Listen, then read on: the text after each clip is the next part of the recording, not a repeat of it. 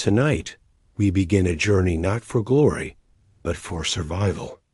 We sing of a man not defined by his rage, like Achilles, nor his cunning, like Ulysses, but by his heavy, inescapable duty. The year is long past the 10th. The towering walls of Troy have collapsed, consumed by treachery and fire.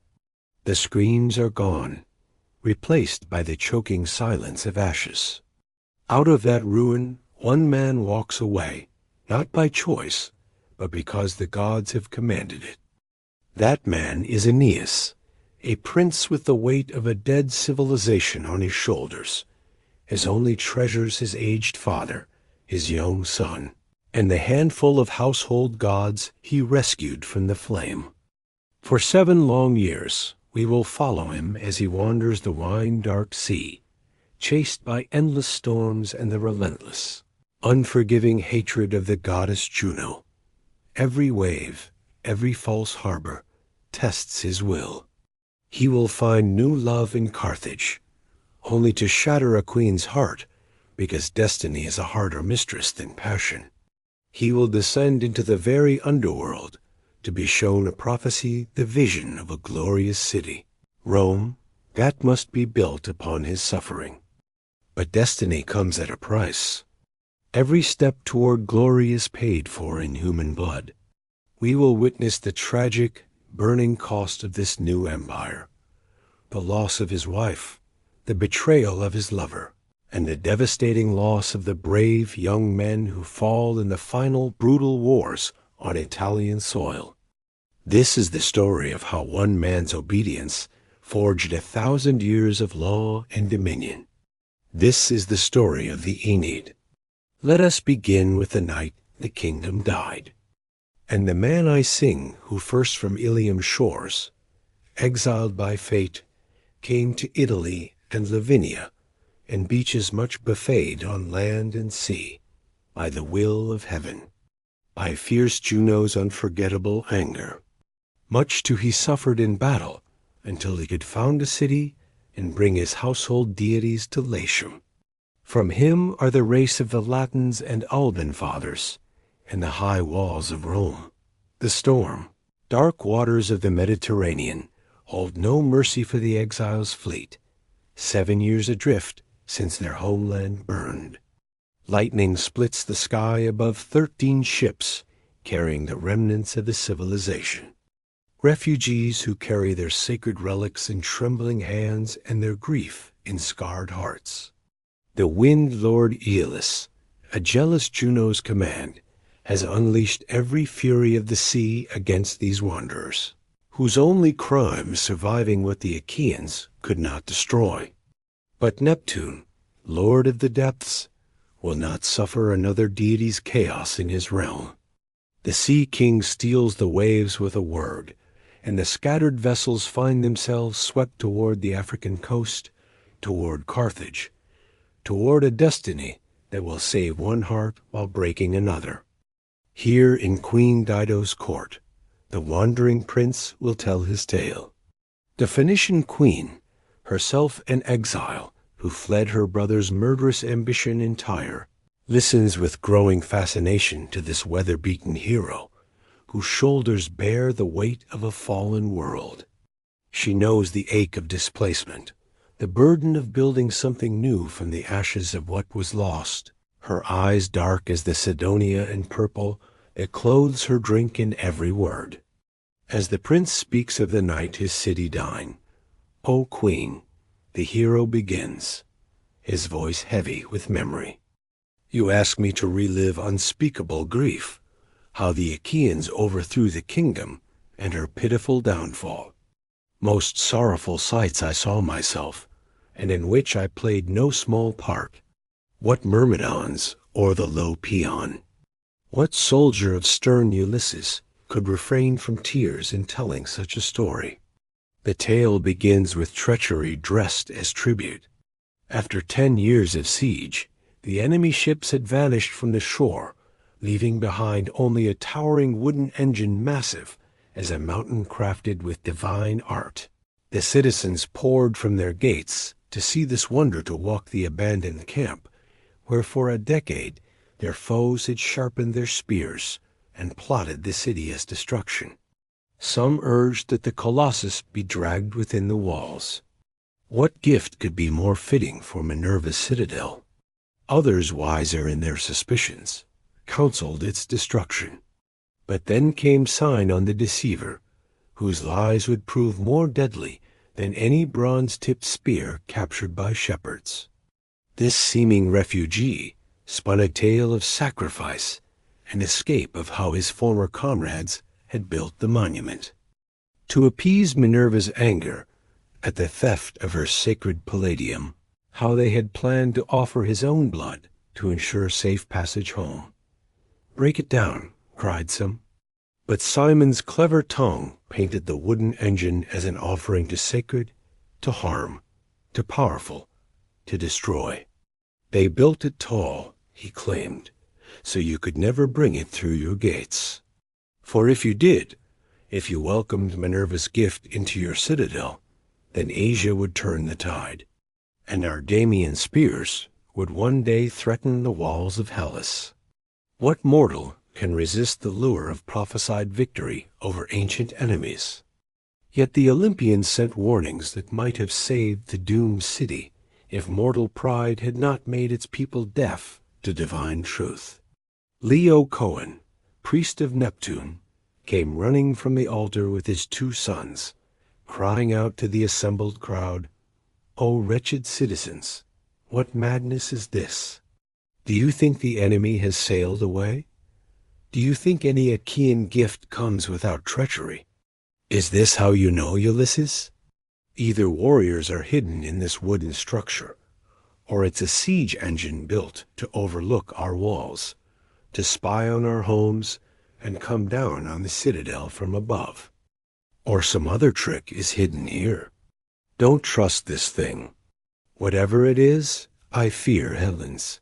Even when bearing gifts, he hurled his mighty spear at the creature's belly, and the weapon stuck, quivering in the curved wood, where the hollow chambers echoed with a groan. And if divine will had not been perverse, if mortal minds had not been blinded, Leah Cohen would have made them shatter that Achaean den with steel, and the kingdom would still stand, and Priam's lofty citadel would still endure. But then appeared the final omen that sealed the city's doom.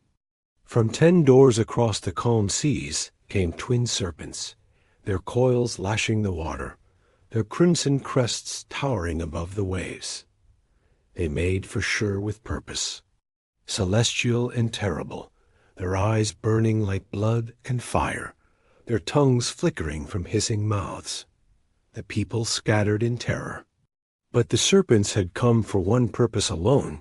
They seized Laercoen's 2 young sons, wrapping their mighty coils around the boys' bodies, feeding on their tender limbs.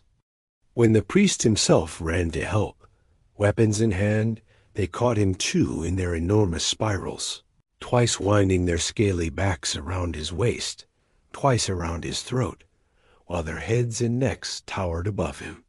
He strained to burst their knots with his hands, his headband soaked with gore and black poison, while he raised terrible cries to heaven, like the bellowing of a bull that has fled, wounded from the altar, shaking the lambed axe from its neck. The twin serpents slithered away to stern Minerva's shrine, and took refuge beneath the goddess's feet and the circle of her shield. Then, indeed, fresh terror crept through the hearts of all the trembling witnesses. They said Laocoon had deserved his fate, paying for his crime of striking the sacred wood with his spear, of hurling his impious weapon at the monument's back. Bring the statue to its home, they cried. Let us pray to the divine presence. Yet one voice still cried, warnings in the wind.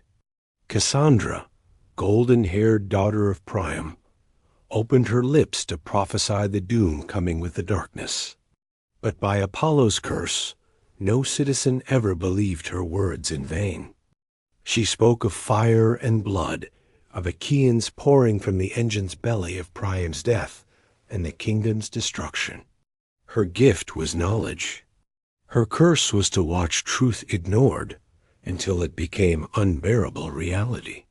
They cut into the walls and laid open the fortifications. All applied themselves to the work, placing sliding rollers under the monument's feet and stretching hemp ropes around its neck. The deadly machine mounted the walls, pregnant with armed men. Real boys and unmarried girls sang sacred songs around it and rejoiced to touch the rope with their hands. It advanced and slid menacingly into the middle of the citadel. O my native land, O Ilium, home of the divine Odin-Naian walls, famous in battle for times, it stuck at the threshold of the gate, and 4 times the weapons clanged in its belly. Yet they pressed on blind with fury, and placed the accursed monster in their sacred heart. As night fell on what would be the city's last day, the people celebrated. Wine flowed like rivers, and the citizens, freed at last from a decade of siege, danced in their streets and sang in their halls. Children played where warriors had died, and lovers whispered promises they would never live to keep. In the engine's belly, hidden warriors waited for the signal that would end the world. It was then that the ghost of Hector appeared to sleeping Aeneas, not the glorious hero who had been the kingdom's shield and spear, but Hector as he died torn by Achilles' chariot, his body black with gore, his swollen feet pierced through with leather thongs. How changed he was from that champion who returned wearing Achilles' armor, or who hurled fire on the enemy ships. His beard was matted, his hair clotted with blood, bearing all those wounds he received, fighting around his native walls. Alas! Flee, son of the goddess. The spirit warned and snatched yourself from these flames. The foe holds the walls. The kingdom falls from her high place. Enough has been given to country and Priam. If the citadel could be defended by any hand, it would have been defended by this one. The homeland commends to you her sacred things and household deities. Take them as companions of your destiny. Seek mighty walls for them, which you will establish at last. When you have wandered over the sea, the phantom spoke and brought from the inmost shrine mighty Vesta and her headbands and the eternal fire. The penalties, the household powers that must be carried to the new kingdom across the western waters. But the hero awoke to flames, not dreams. Through the citadel ran the sound of arms and the cry of men dying from the rooftop. He could see all Ilium in the enemy's grip, houses falling in vast ruin like ancient ash trees that competing farmers cut with steel. Hacked repeatedly, they threatened to fall their heads, shake and tremble until at last, overcome by their wounds, they give a final groan and break, dragging destruction down the mountainside. The Achaeans had poured from their wooden womb like a black river of death. Any sign on the deceiver had opened the engine's hidden door, and warriors had slipped down ropes into the sleeping citadel. Ulysses and Menelaus' epics, the constructor and countless others whose bronze gleamed with bloodlust in the firelight. They opened the gates to let in their comrades who had returned under cover of darkness, and now the kingdom burned while its people died. Through the smoke and screaming, the prince fought his way toward the palace, gathering what men he could refuse, most just of the defenders. Carabas, mad with love for the prophet Cassandra, Dymas, and Ipanes, and others whose names would die with their homeland. They stripped armor from enemy corpses and fought disguised as foes. But what could so few do against so many at the palace? They found King Priam arming himself with weapons his old hands could barely lift, while Queen Hecuba and her daughters huddled like doves driven by a dark storm around the household altar. "My poor husband," the queen cried, "what mad thought drives you to strap on these weapons? Where are you rushing?" This is not the kind of help the time demands, not even if my own Hector were here. Now come here, please. This altar will protect us all, or we'll die together." But Priam's end was written in blood and betrayal. Pyrrhus, Achilles' brutal son, burst through the palace doors, his armor streaming with gore, his face terrible with inherited rage. He struck down Polites, youngest of Priam's sons, before his parents' eyes, then turned his dripping spear on the king himself. "Now you will carry this message to my father, Achilles, in the shades below." The young warrior snarled and drove his blade deep into the old man's side. Thus died Priam, who had ruled over so many peoples and lands of Asia, his mighty trunk lying headless on the shore, the head torn from the shoulders, a nameless corpse. It was then that Venus revealed herself to her son, showing him the truth behind the flames, not Helen's beauty. The goddess said, not Paris, "Guilt causes this ruin. It is the immortals, the merciless powers who overthrow this kingdom and topple the citadel from its heights. Look, I'll tear away the cloud that now veils your mortal sight and dulls your human vision. Here, where you see broken stones and rocks torn from rocks and smoke mixed with dust, Neptune is shaking the walls and foundations with his mighty trident, tearing the whole city from its place. Here Juno, most fierce, is first to seize the sky and gates, and girded with steel, she calls her allied forces from the ships. Now look, Triton and Pallas is already seated on the heights gleaming from the storm cloud, and with her terrible Gorgon, the Father himself supplies courage and favorable strength to the Hellenes himself, rouses the immortals against the defending forces. The divine revelation struck like lightning. This was not mere human conquest, but the will of heaven itself. The kingdom was meant to fall so that something greater might rise from its ashes. The powers had turned their faces from the citadel, and no mortal hand could restore what celestial purpose had decreed must end. Racing through the burning streets, the prince reached his father's house, where old Anchises sat unmoved. "Amid the chaos, you others can flee," the old man said. "Your blood is fresh, your strength unbroken. If the immortals had wanted to preserve my life, they would have saved this home. It's enough, more than enough, that I've seen one capture and survived, one fall of the citadel. Say farewell to this body as it lies here and depart. I'll find death with my own hand. The foe will pity me and seek my spoils. The loss of burial is easily borne." But the son would not abandon the man who had given him life and wisdom. As he pleaded with his father, a miracle settled the argument. Little Ulysses. The prince's son stood between them, and suddenly a tongue of flame appeared to flicker around the boy's head, harmless fire that licked his soft hair and fed around his temples in alarm. They rushed to shake out the flames and quench the sacred fire with water. But Anchises lifted his eyes to the stars and raised his hands and voice to heaven.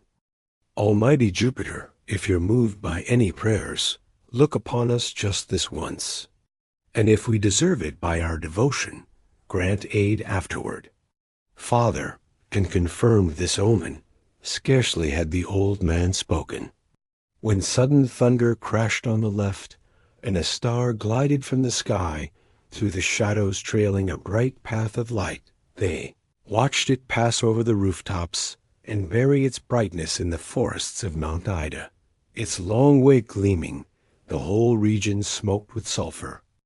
And indeed, the father, defeated, raised himself up and addressed the powers, and revered the sacred star.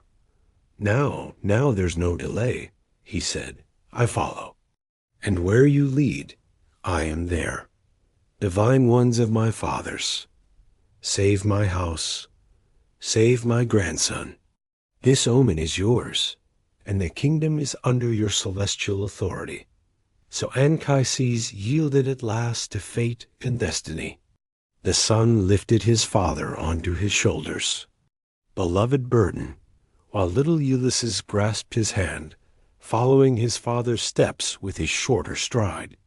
Behind them came Crocer, the prince, his wife, and the few servants who had survived the night's slaughter. They moved through shadows, where before he had feared no weapons, no crowds of opposing warriors. Now every breeze terrified him. Every sound startled him, anxious equally for his companion and his burden. And now he was approaching the gates, and thought he had completed the whole journey, when suddenly the sound of many feet seemed to reach their ears, and his father, peering through the darkness, cried, my son, flee. They're coming near. I see the glowing shields and the bronze gleaming in the confusion. Some hostile power scattered his wits, for while he followed pathways and left the familiar district of streets, fate snatched away Crocer, his wretched wife. Whether she stopped or wandered from the road or sat down weary, he didn't know. Never again was she restored to their eyes. He didn't look back for his lost wife, or noticed she was gone until they reached the ancient sacred mound of Ceres and her temple here. When they were all assembled and she alone was missing, she escaped the notice of her companions, her son, and her husband. What man or deity did he not blame in his raging madness? What more cruel sight did he see in the citadel's overthrow? He entrusted Anchises and his son and the household powers to his companions, and hid them in a winding valley.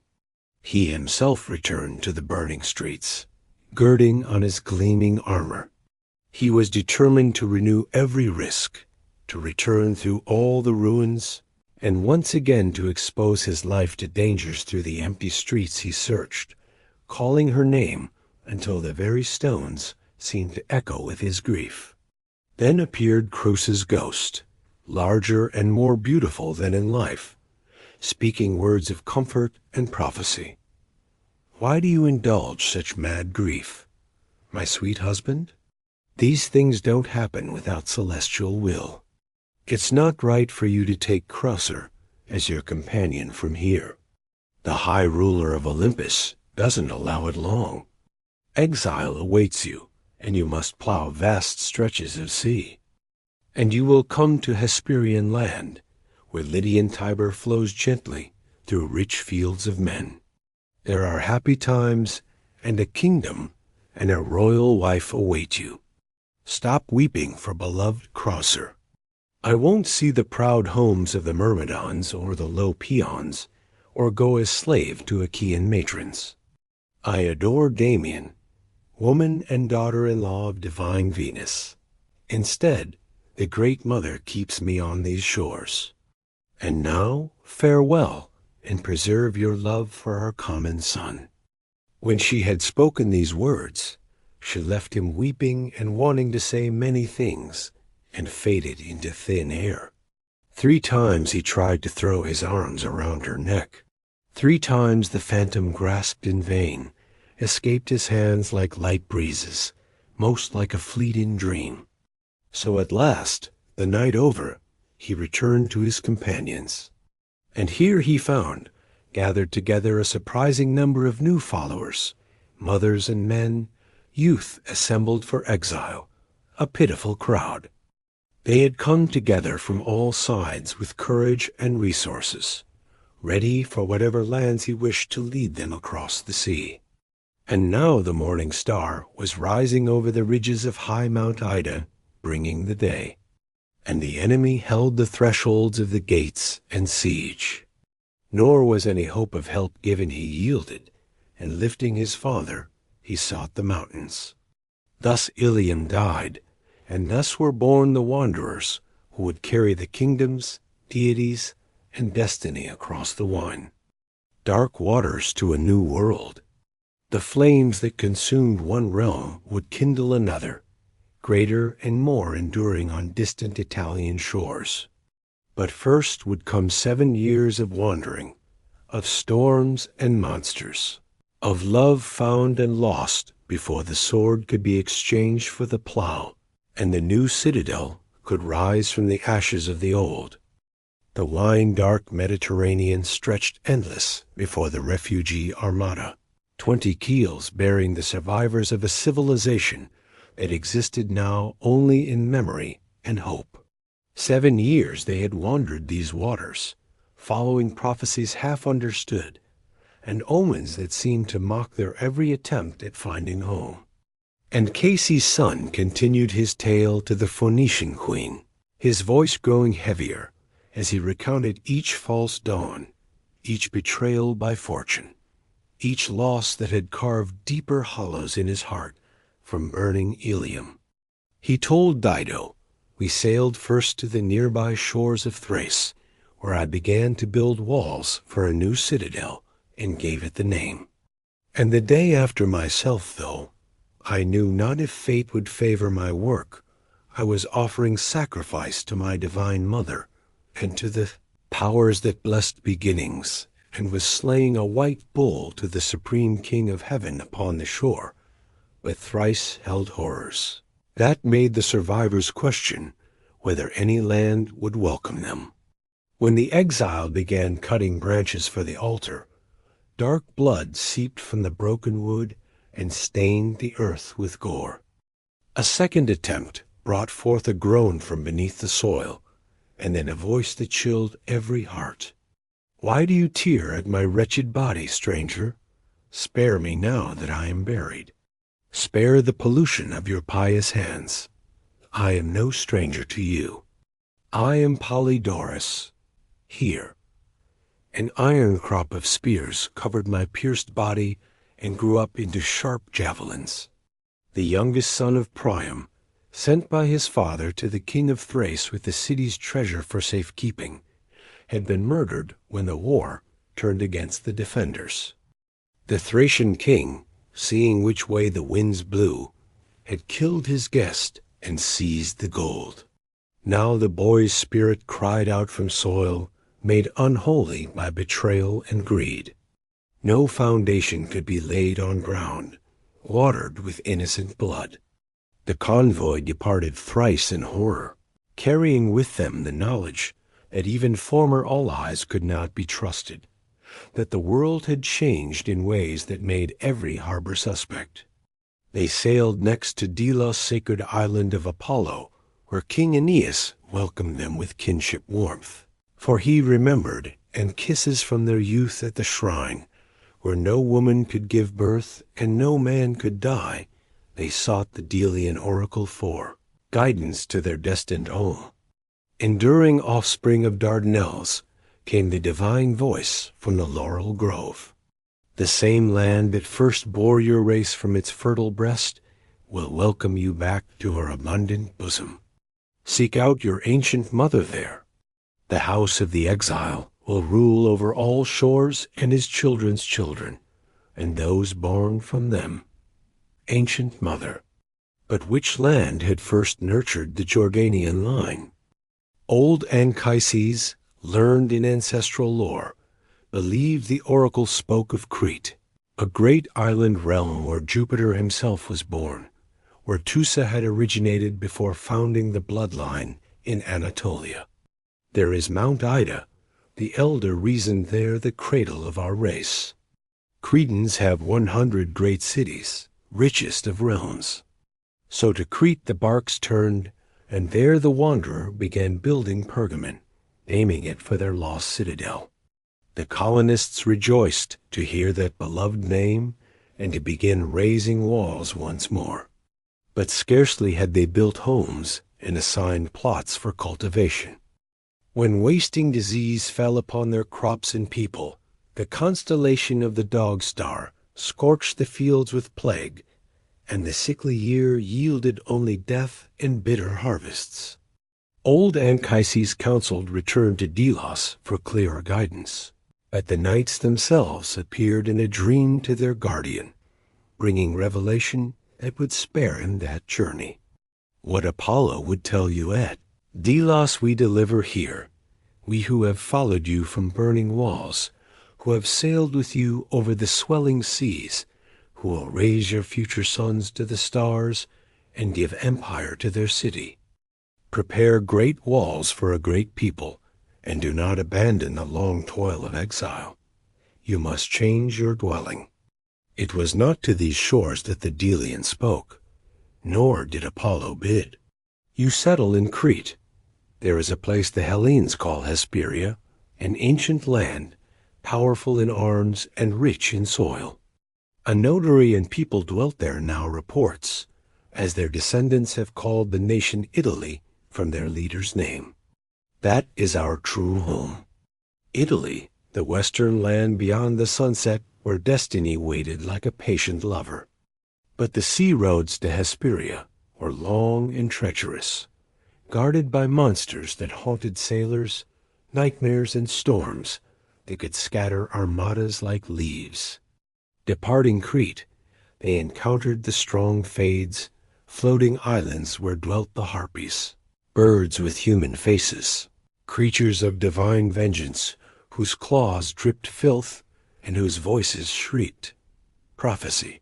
When the hungry refugees landed and prepared to feast on the island's cattle, these abominations swooped down to the fowl, their food with excrement, and filled the air with hideous cries.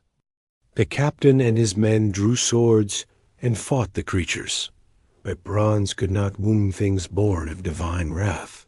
Solano, eldest of the Harpies, perched on a high cliff and shrieked down a prophecy that froze their blood.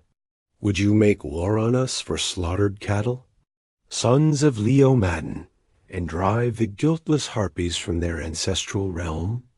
Take then these words and fix them in your mind, what the Almighty Father foretold to Phoebus.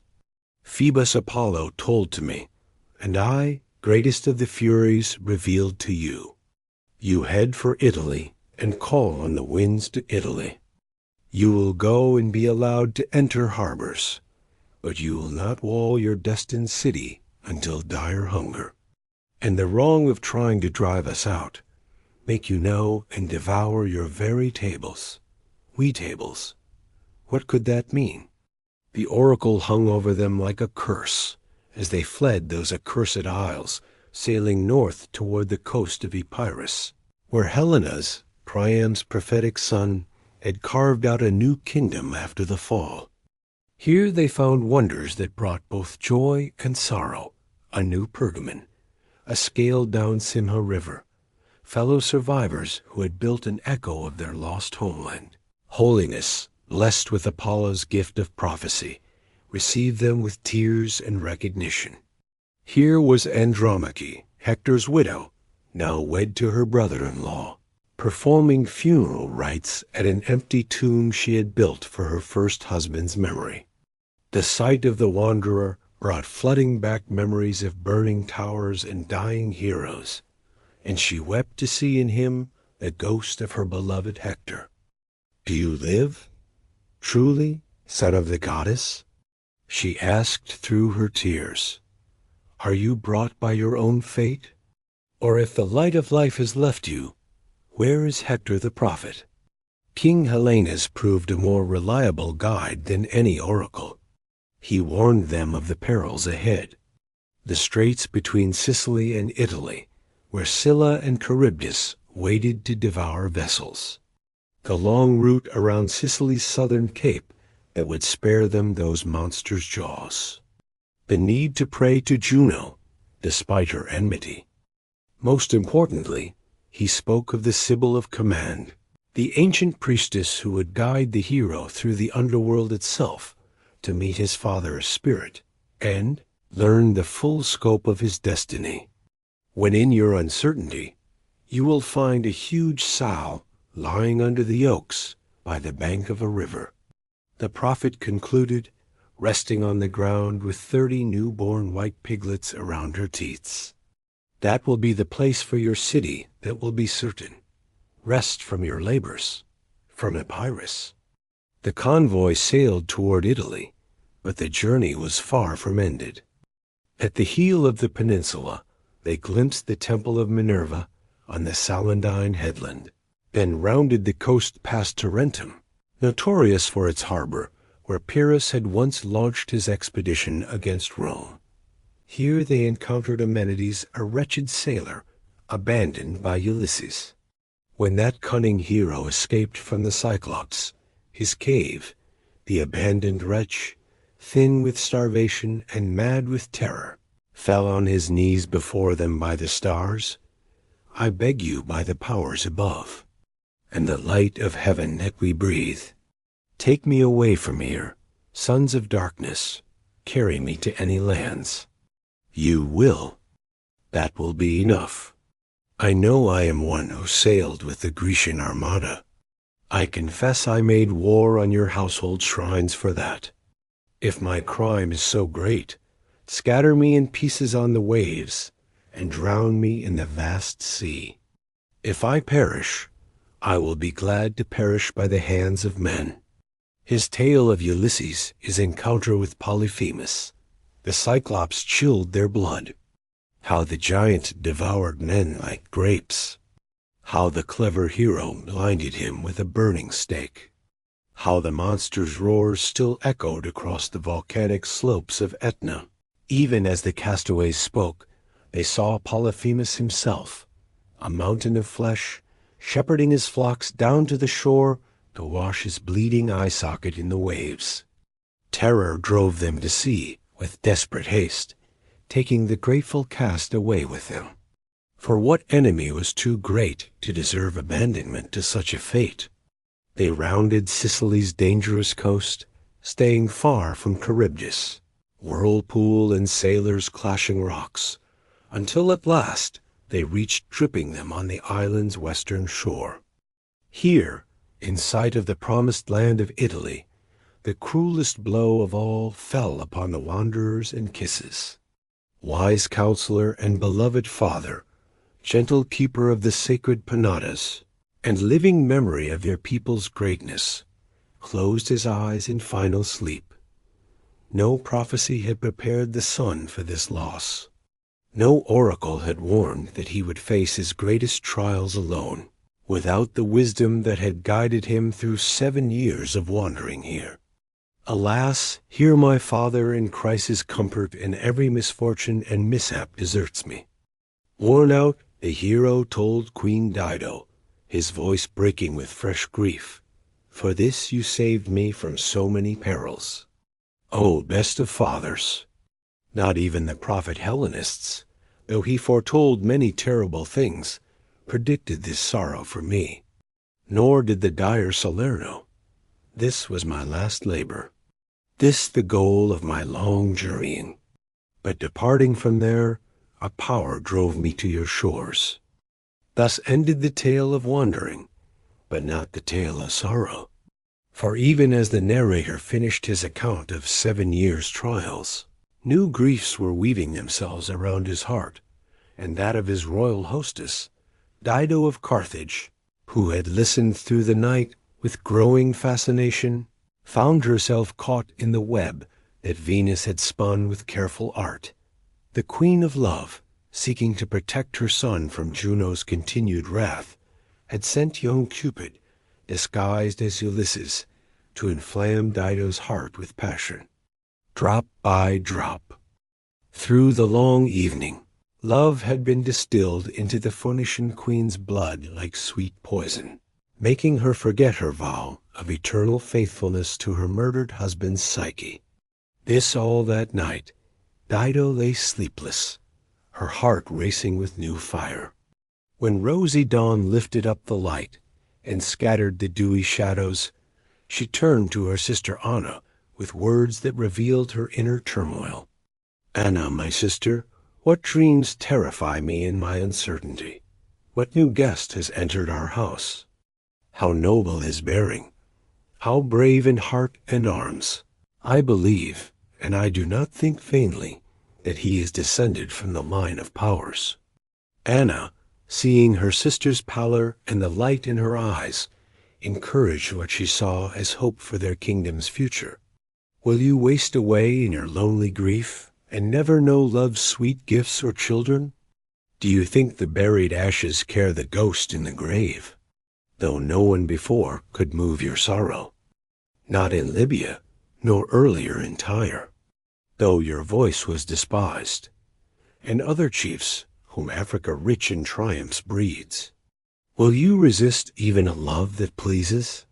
Don't you remember in whose lands you settled here, guide Julian? Cities hem you in a people unconquerable in war, and unbridled Numidians and the hostile cities surround you here, desert, waterless land, and raiders ranging from Boza. Why mention the wars rising from Tyre and your brother's threats? I think it was by divine will, and with Juno's aid, that the vessels held their course here from Ilium. The sisters' words were kindling to flame, but they gave hope to the doubting mind and loosed shame from its restraints. First they visited the shrines and sought peace. Altar by altar they sacrificed chosen sheep, as custom demanded to Ceres, the lawgiver, to Phoebus and Father Laius, and above all to Juno, guardian of the marriage bond. Most beautiful Dido, holding the Patra herself, poured offerings between the horns of a white heifer, or in the presence of the powers, walked solemnly to rich altars, renewing the day with gifts, and when the sacrificial victims' breasts were opened, she studied the still-breathing organs for signs. But the queen's passion grew stronger with feeding. The wound lived beneath her breast, and she was consumed by hidden fire much. She wandered through the city, raging like a wounded deer that some shepherd hunting in the Cretan woods has struck, unaware with his arrow from a distance, leaving the steel in her unknowing. She leads the fleet stag over mountain grove, the deadly reeds sticking in her side. Now she conducts the stranger through the middle of the walls, and shows him the Sidonia and wealth, and the city ready to hand. She begins to speak, and stops in the middle of a word. Now, as the day is waning, she seeks the same banquets, and madly asks to hear again the sufferings of the fallen kingdom, and again hangs on the speaker's words. Afterwards, when they had parted, and the dim moon in turn hid her light, and the setting stars urged sleep alone in the empty hall, she mourned, lay on the couch.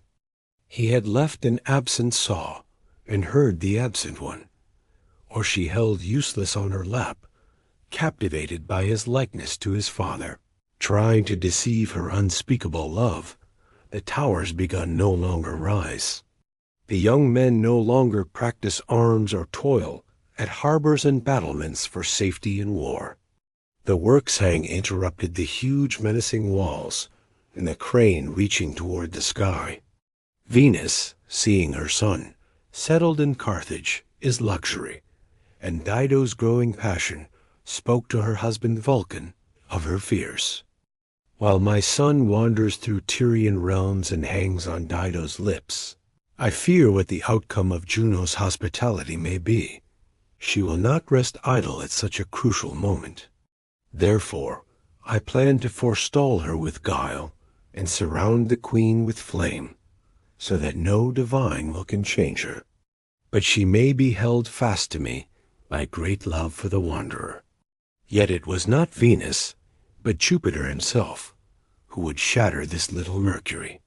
The winged-footed messenger descended with commands that would tear apart two hearts already grown into one. Are you now laying the foundations of lofty Carthage, and wife indulgent, building a beautiful city, alas, forgetful of your fate and your own realm?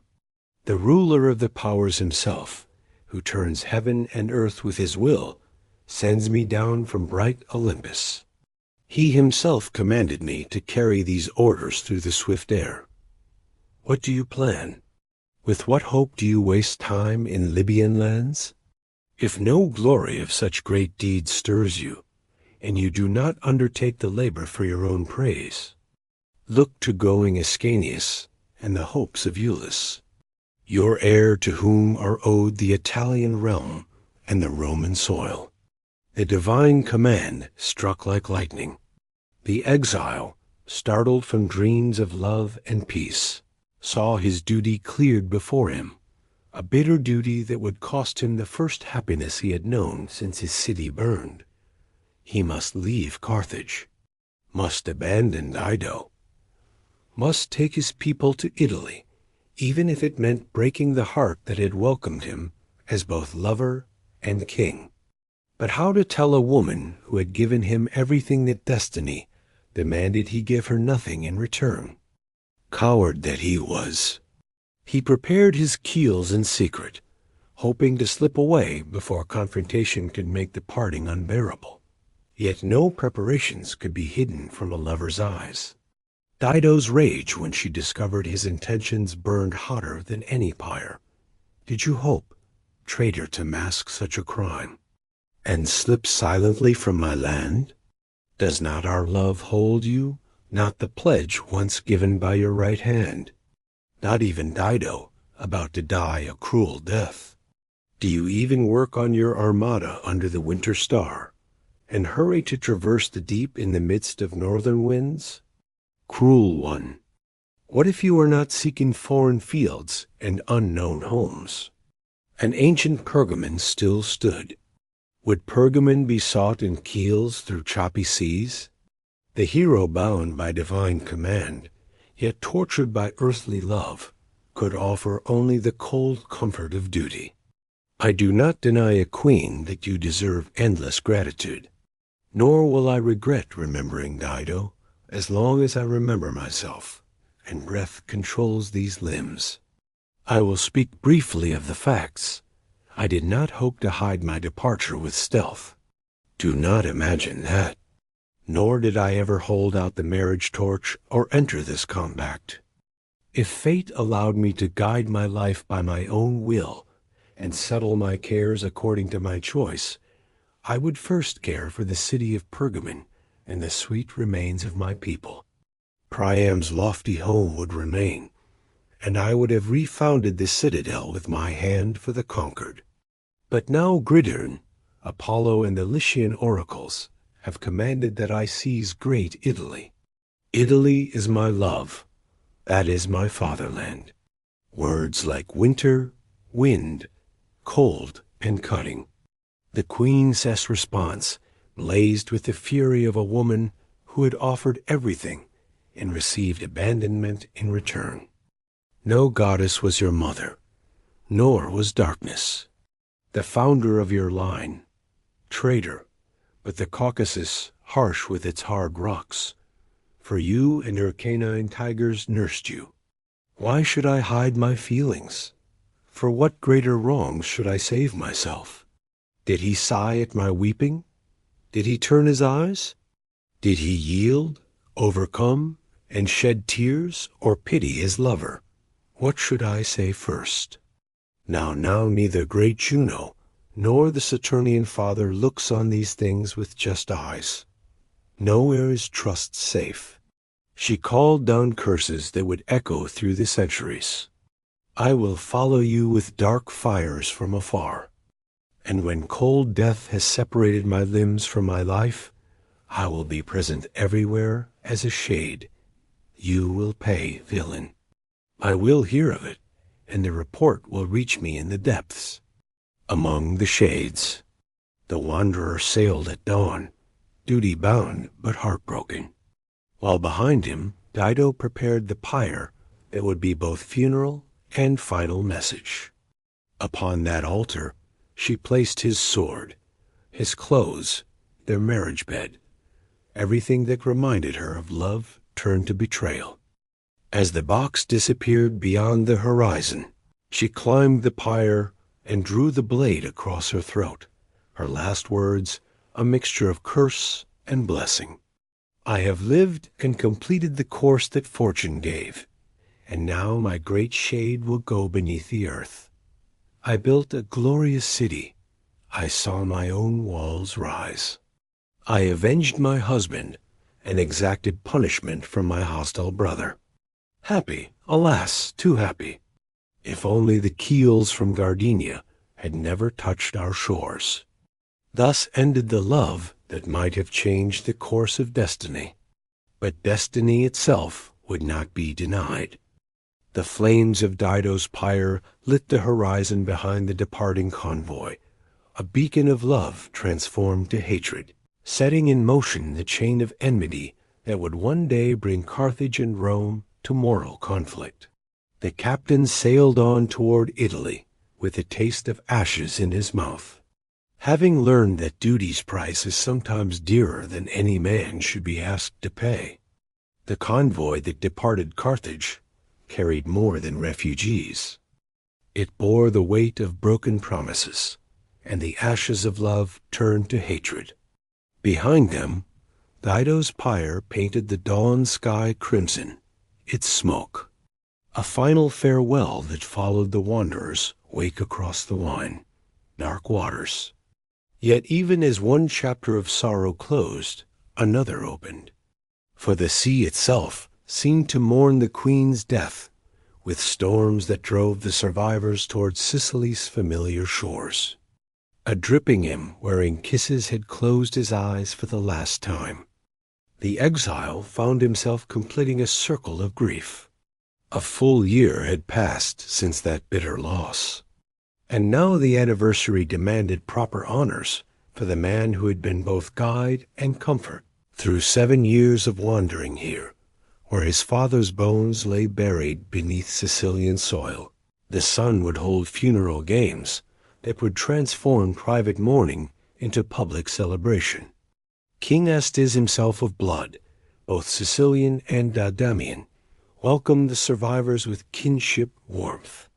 The old monarch, whose mother had been born beneath William's walls, understood the sacred obligation to honor the dead with contests that would please their shades and bind the living in fellowship of shared memory. 9 days of sacrifice preceded the games themselves, 9 days when the spirits of the departed were called to witness the devotion of those who remembered them.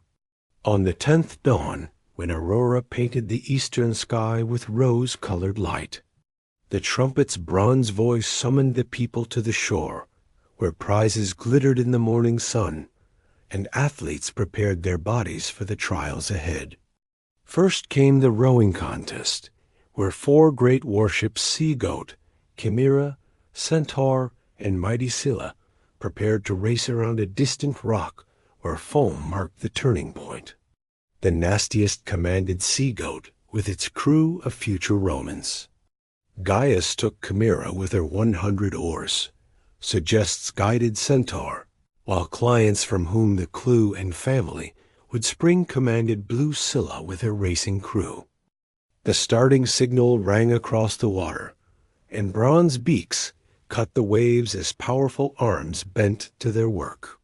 The sea foamed white beneath the oars, carved by the driving keels as spectators on the shore roared encouragement to their favorites. Gaius held the lead, initially mighty Chimera plowing through the swells, but Clamp was pressed close behind his lighter vessel, gaining stroke by stroke at the turning rock.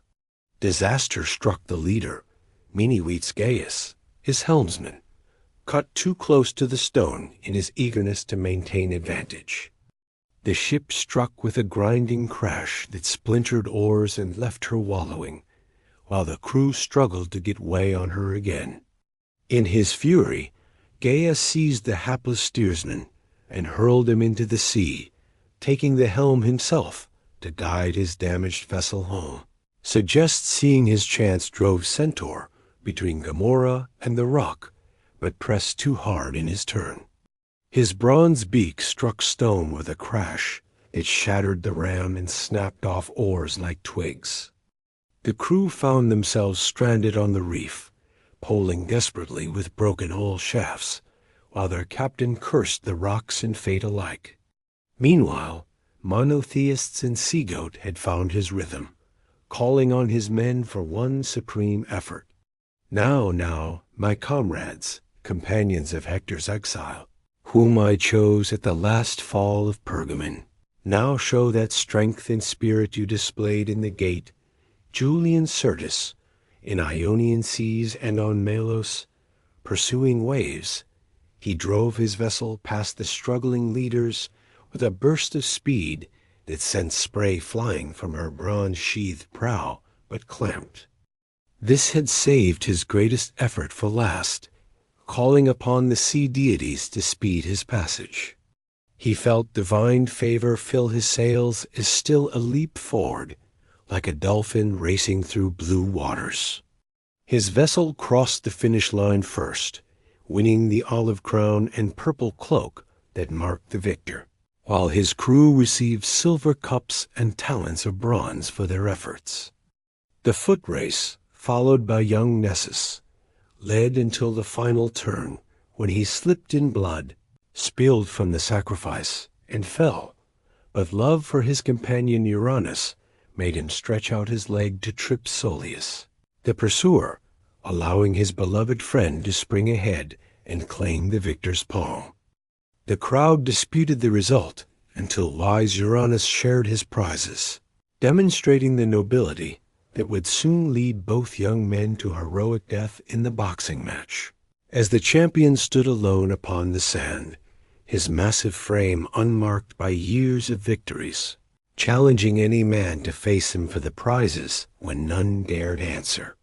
Older sisters suggested the match be declared forfeit, but then rose and Teller's ancient pupil of mighty Eryx, displaying the blood-stained gloves his master once had worn gloves weighted with, lead and iron that could crush a man's skull with a single blow. The sight of those terrible weapons made even dares pause, until the hero provided softer gloves for both combatants. The fight that followed became legend, youth, speed and strength against ages, craft and fury. Entellus, slow to anger, fought carefully until death landed a blow that awakened the old fire. Then the veteran unleashed such power that the very air whistled with his punches. When he finally dropped dares with a blow that would have killed him, only the hero's intervention saved the younger fighter's life. The archery contest saw skilled bowmen compete to strike a dove tied to a ship's mast. Hipparchus's arrow cut the cord. Meniscus struck the bird itself, but young Acessus, shooting at the empty sky, sent forth an arrow that burst into flame as it flew, an omen that caused all to marvel at divine favor shown to the aged king. Last came the Ludistroi, the intricate cavalry display where noble boys on fine horses wove patterns that echoed the labyrinth of Crete. Little Ascanius led one squadron, while Attis commanded another, displaying the skills of horsemanship and warfare that would serve them when they came of age. The watching crowd delighted in this image of future glory, seeing in these children the next generation of heroes who would carry Jordanian honor to new triumphs. But even as the living celebrated, the dead demanded that due while the men competed on shore. Their women wandered disconsolate among the beached vessels, their hearts heavy with years of exile and uncertainty. 7 years they had followed their leaders across trackless seas, losing home, losing hope, growing old and wandering, while their children forgot the taste of settled life. Juno, ever watchful for opportunity to strike at Venus's son, sent her messenger Iris, among these mourning wives disguised as Barrow. Oldest and most respected of the women, the goddess spoke words designed to kindle desperation into flame. O wretched ones whom Achaean hands did not drag to death beneath the walls of your native city. O unhappy race, for what destruction does fortune save you? It is now the 7th summer since the overthrow of Pergamon, and we traversed all lands and seas, so many inhospitable rocks and stars, while we pursue Italy, which flees from us over the vast ocean and roll over the waves. Here are the lands of our brother. Assists. Here is hospitality. What prevents us from founding walls and giving our citizens a city? The words found fertile ground in hearts, worn down by endless wandering.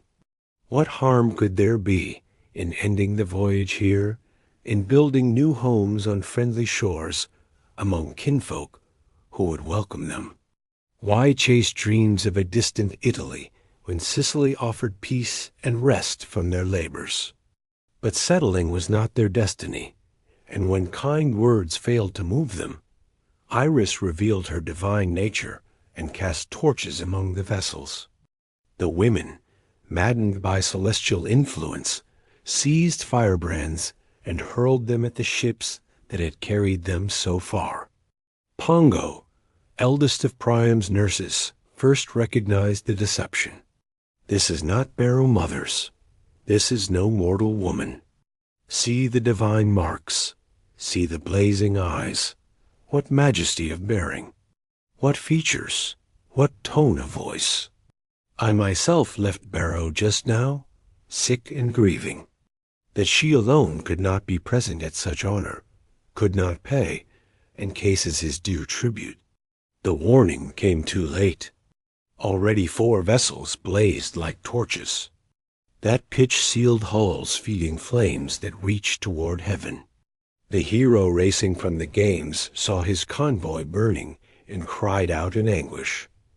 What new madness is this? Where? Where do you rush poor citizens? Not against enemies or hostile Argive camps. It is your own hopes you burn. Look, I am your own offspring. He tore the helmet from his head and hurled it at the flames. But mortal effort could not quench fire kindled by divine wrath. Only when he raised his hands to heaven and called upon his father's spirit did rain begin to fall. Sent by Jupiter to save what remained of the vessels, 4 were lost entirely, but the rest was saved by the sudden deluge that hissed and steamed as it conquered the flames. Yet the burning had accomplished Juno's purpose. It planted doubt in hearts. Already weary of wandering, some among the survivors begged to remain in Sicily to build their new citadel. Here, rather than face more years of uncertainty on dangerous seas. Old Knots, wisest of counselors, spoke the words that resolved the crisis. Let us follow where the gods lead and where fate calls. What the gods give us, that let us follow. Esther's is here of divine blood. Take him as partner in the enterprise and make him willing to share these plans. So it was decided by the old. The weak, those whose hearts no longer burned with dreams of greatness, would remain in Sicily under a 70's benevolent rule.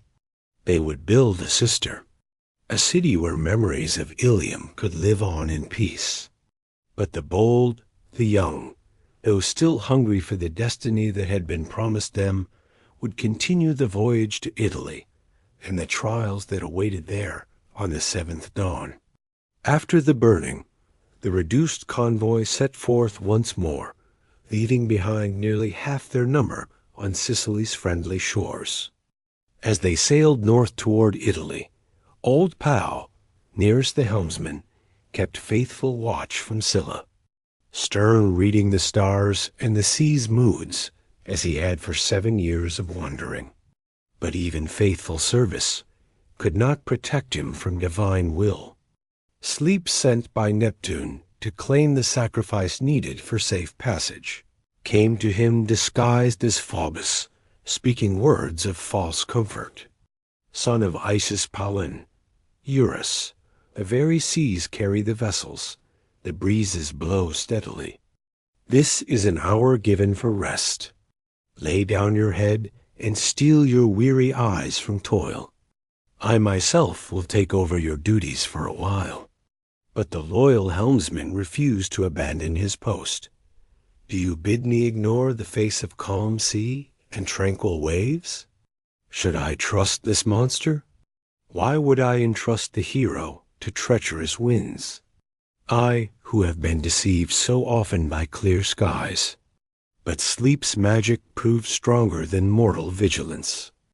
The drowsiness sent by divine command overcame resistance, and Palin's wrist fell from the stern into the dark waters below, still clutching the helm he had tried so faithfully to hold.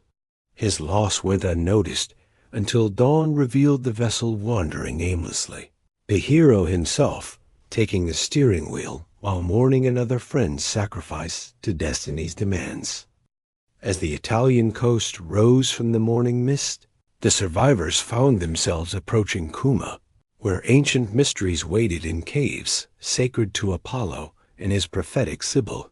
Here, according to Helena's instructions, lay the gateway to the underworld, the path by which the living could descend among the shades to learn the secrets of fate.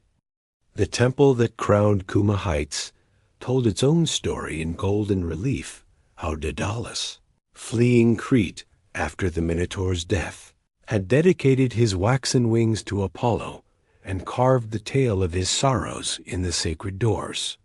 Twice, the master craftsman tried to sculpt his son Icarus, falling from the sky, and twice his hands failed him, a father's love making art impossible when it touched too closely on grief. In the cave beneath the temple dwelt the Sibyl, Apollo's ancient priestess, whose prophecies had guided kings and heroes for centuries beyond counting. When the wanderer approached her shrine, she felt the god's presence filling her mortal frame, her voice growing stronger as divine power possessed her human form. "Now is the time to ask your fates," she cried as Apollo's spirit transformed her. The god look, the god. Her face changed color. Her hair stood on end, her chest heaved, her heart swelled with wild fury, and she seemed greater than mortal, her voice no longer human, as the god breathed into her. The hero, awed by the transformation, made his request. "O Virgin, who alone can pity Troy's great sorrows, you who guide Damian remnants through every land and sea, and bid them enter, Orsonian fields and wandering cities come to rest, grant that at last our labors find their end. You holy powers, and you most sacred prophetess, for knower of the future, grant, I ask, no realm not owed me by my fate, that the wanderers may settle in Latium, and the roaming gods and storm-tossed Trojan powers may find rest." But the Sibyl's first response brought warnings rather than comfort. "O son of Anchises, seed of divine blood, the descent to Avernus is easy, night and day. The door of dark death stands open.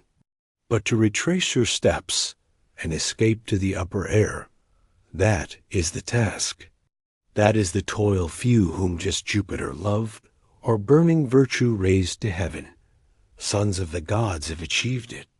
Yet if he would dare the journey, if he would walk among the shades to meet his father's spirit, and learn the full scope of what fate demanded, there was a way. Hidden in the dark woods around Lake Avernus grew a tree that bore a branch of gold sacred to underworld. Juno. This golden bough must be plucked by destined hands before any living soul could pass the Stygian waters and return. If your mind is so resolved, if your desire is twice to swim the Stygian lake, twice to see black Tartarus, and if it pleases you to indulge in mad endeavor here, what must first be accomplished? Hidden in a thick tree is a branch with golden leaves and pliant stem, said to be sacred to underworld. Juno. All the grove conceals it, and shadows enclose it in a dark valley, but it is not given to anyone to penetrate the hidden places of the earth before he is plucked. The golden-leaved fruit from the tree, beautiful preserve. Pina has ordained that this be carried to her as her own gift. But first another duty called. Even as the Sibyl spoke, word came that Maecenas, the herald whose trumpet had summoned them to the funeral games, lay dead upon the shore. The noble musician, who had served both Hector and his current master with equal faithfulness, had challenged the sea gods to match his skill in music.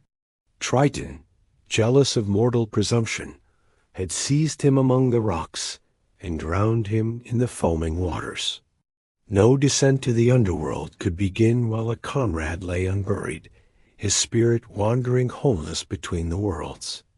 So the entire company turned to the sacred duty of funeral rites, building a pyre from ancient trees that had grown in the forest since the world was young. Cornel wood and oak, rowan and pine all fell beneath their axes to create a mountain of timber that would bear their friend's body to the realm of shades. Meanwhile, the hero himself, guided by 2 doves sent by his divine mother, ventured into the dark woods around Avernus. Here, where sulphurous vapors rose from the earth and no bird could fly unharmed, he searched for the golden bough that would grant him passage to the underworld. When Venus's doves led him to the tree where that sacred branch grew, it came away easily in his destined hands, gleaming like gold in the forest shadows. Only when Maecenas lay properly burned, his ashes sealed in a bronze urn, beneath a barrow, it would bear his name through all the ages, to the living attempt to walk among the dead. At midnight, when the veil between worlds grew thin, the Sibyl led her chosen companion to the cave mouth that opened onto the path to Hades. Now is need of courage, now of a stout heart, the priestess warned as they approached the shadowy entrance. This far only have you seen men go who had divine blood, or whom Jupiter loved, or burning virtue raised to heaven. The descent began through darkness, thick as oil, past shapes that made mortal hearts quail with terror. Here dwelt grief and vengeful cares. Here pale diseases and sad age. Here fear and hunger that persuades to crime his shameful poverty and death, and toil his sleep. Death, brother, and the evil joys of the mind. On the threshold warred the death-dealer, and the iron chambers of the Furies and mad discord, with blood-stained fillets binding her snaky hair. In the midst stood an enormous elm, ancient and shadowy, where false dreams were said to cling beneath every leaf.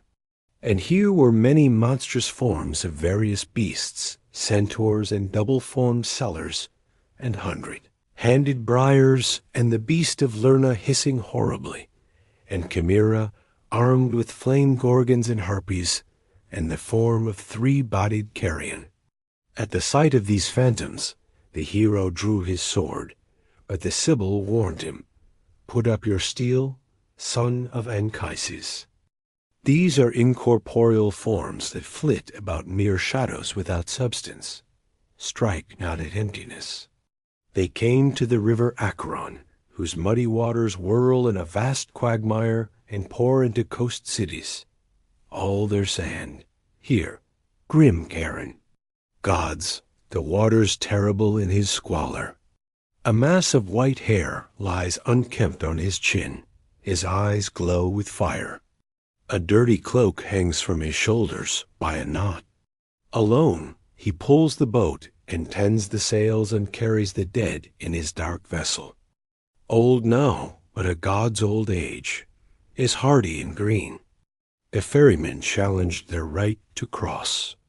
Whoever you are who approach my streaming arms, tell me now why you come and halt there where you are. This is the region of shadows of sleep and drowsy night. It is not lawful to carry the living in my Stygian boat.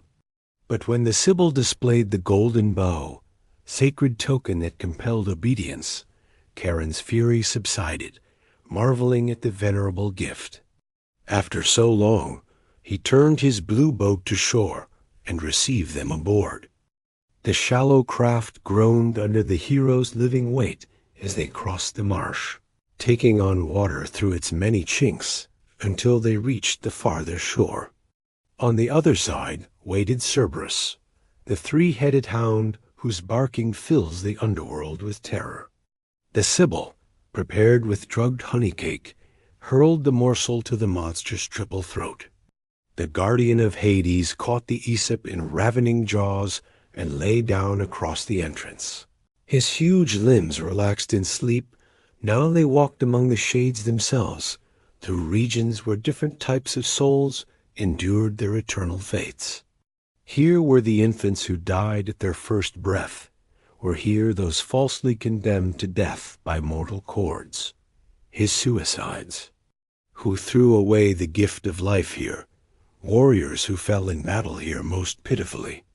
Those who died for love in that last region wandered Dido's shade, her wounds still fresh, like the moon one sees, or thinks he sees.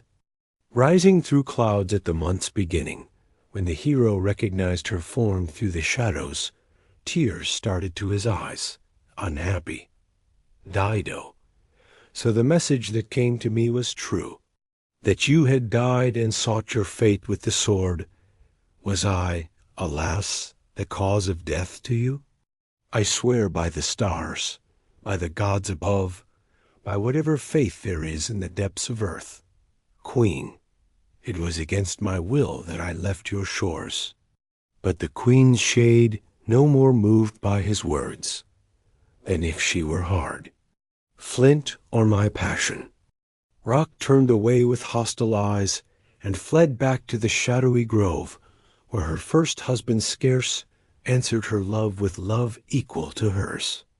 The hero, shaken by her unjust fate, followed her departure with tears, and pitied her as she went beyond the morning fields lay.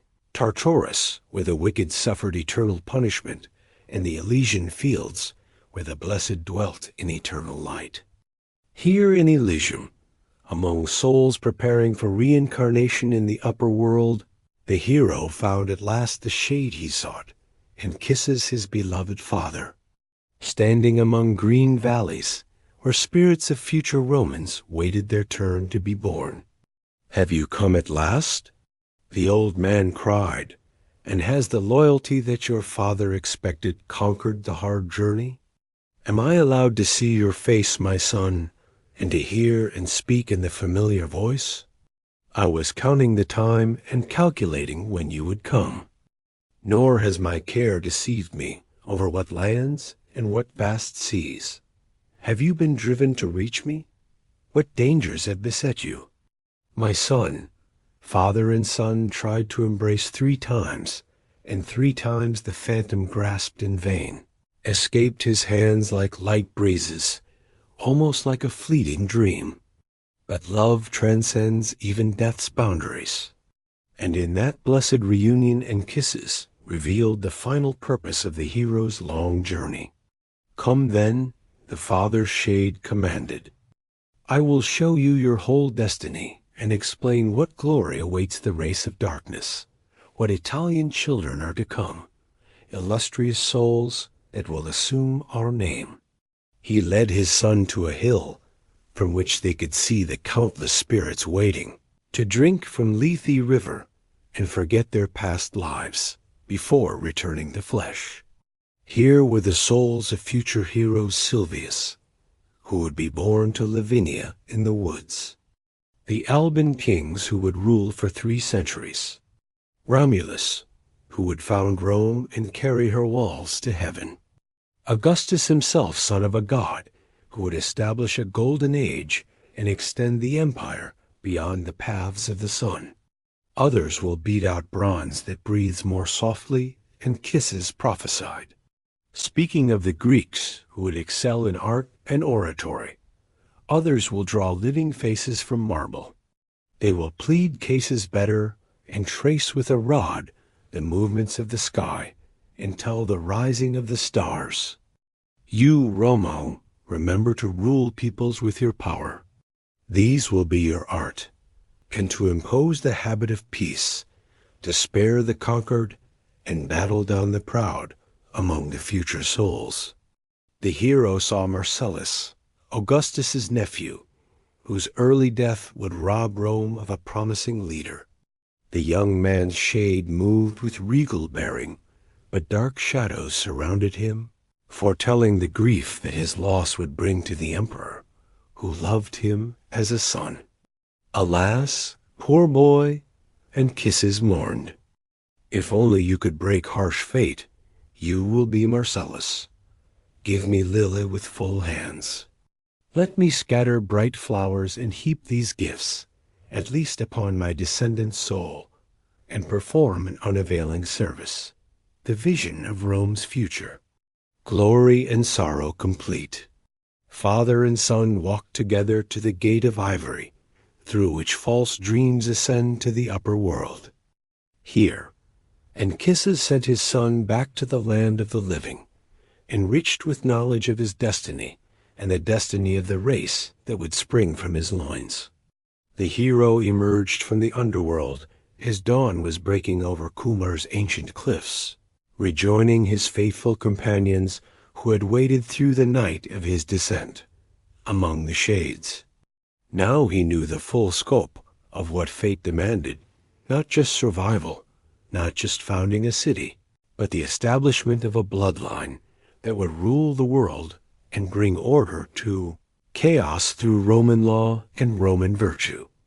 But the wandering was nearly over. Italy lay before them, and with it the wars that would test every lesson learned through 7 years of exile.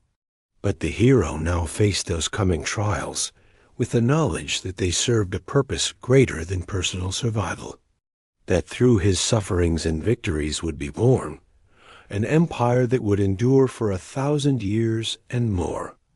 The morning sun painted the Tiger's waters gold as the exile's convoy, guided by divine providence, found the river mouth that would end 7 years of wandering. No longer did they need to read the stars or trust to uncertain winds. The broad stream that would give its name to empire beckoned them inland toward their promised homeland. As the vessels turned from salt water to fresh from the uncertainty of the sea to the solid hope of land, a white sail appeared on the riverbank with 30 snow-white piglets at her teeth, fulfilling Helena's prophecy and marking the spot where destiny would plant new roots. Here was Latium, the broad realm that stretched from the Tiber mouth to the Alban hills, rich in olive groves and vineyards, blessed with fertile soil that could feed a great people for 3 generations. King Latinus had ruled these peaceful lands descended from the old god Faunus and the nymph Marica, tracing his lineage back to Saturn himself when that deity ruled the golden age of innocence and plenty. A king was old now, his warrior days long past, governing through wisdom rather than the sword.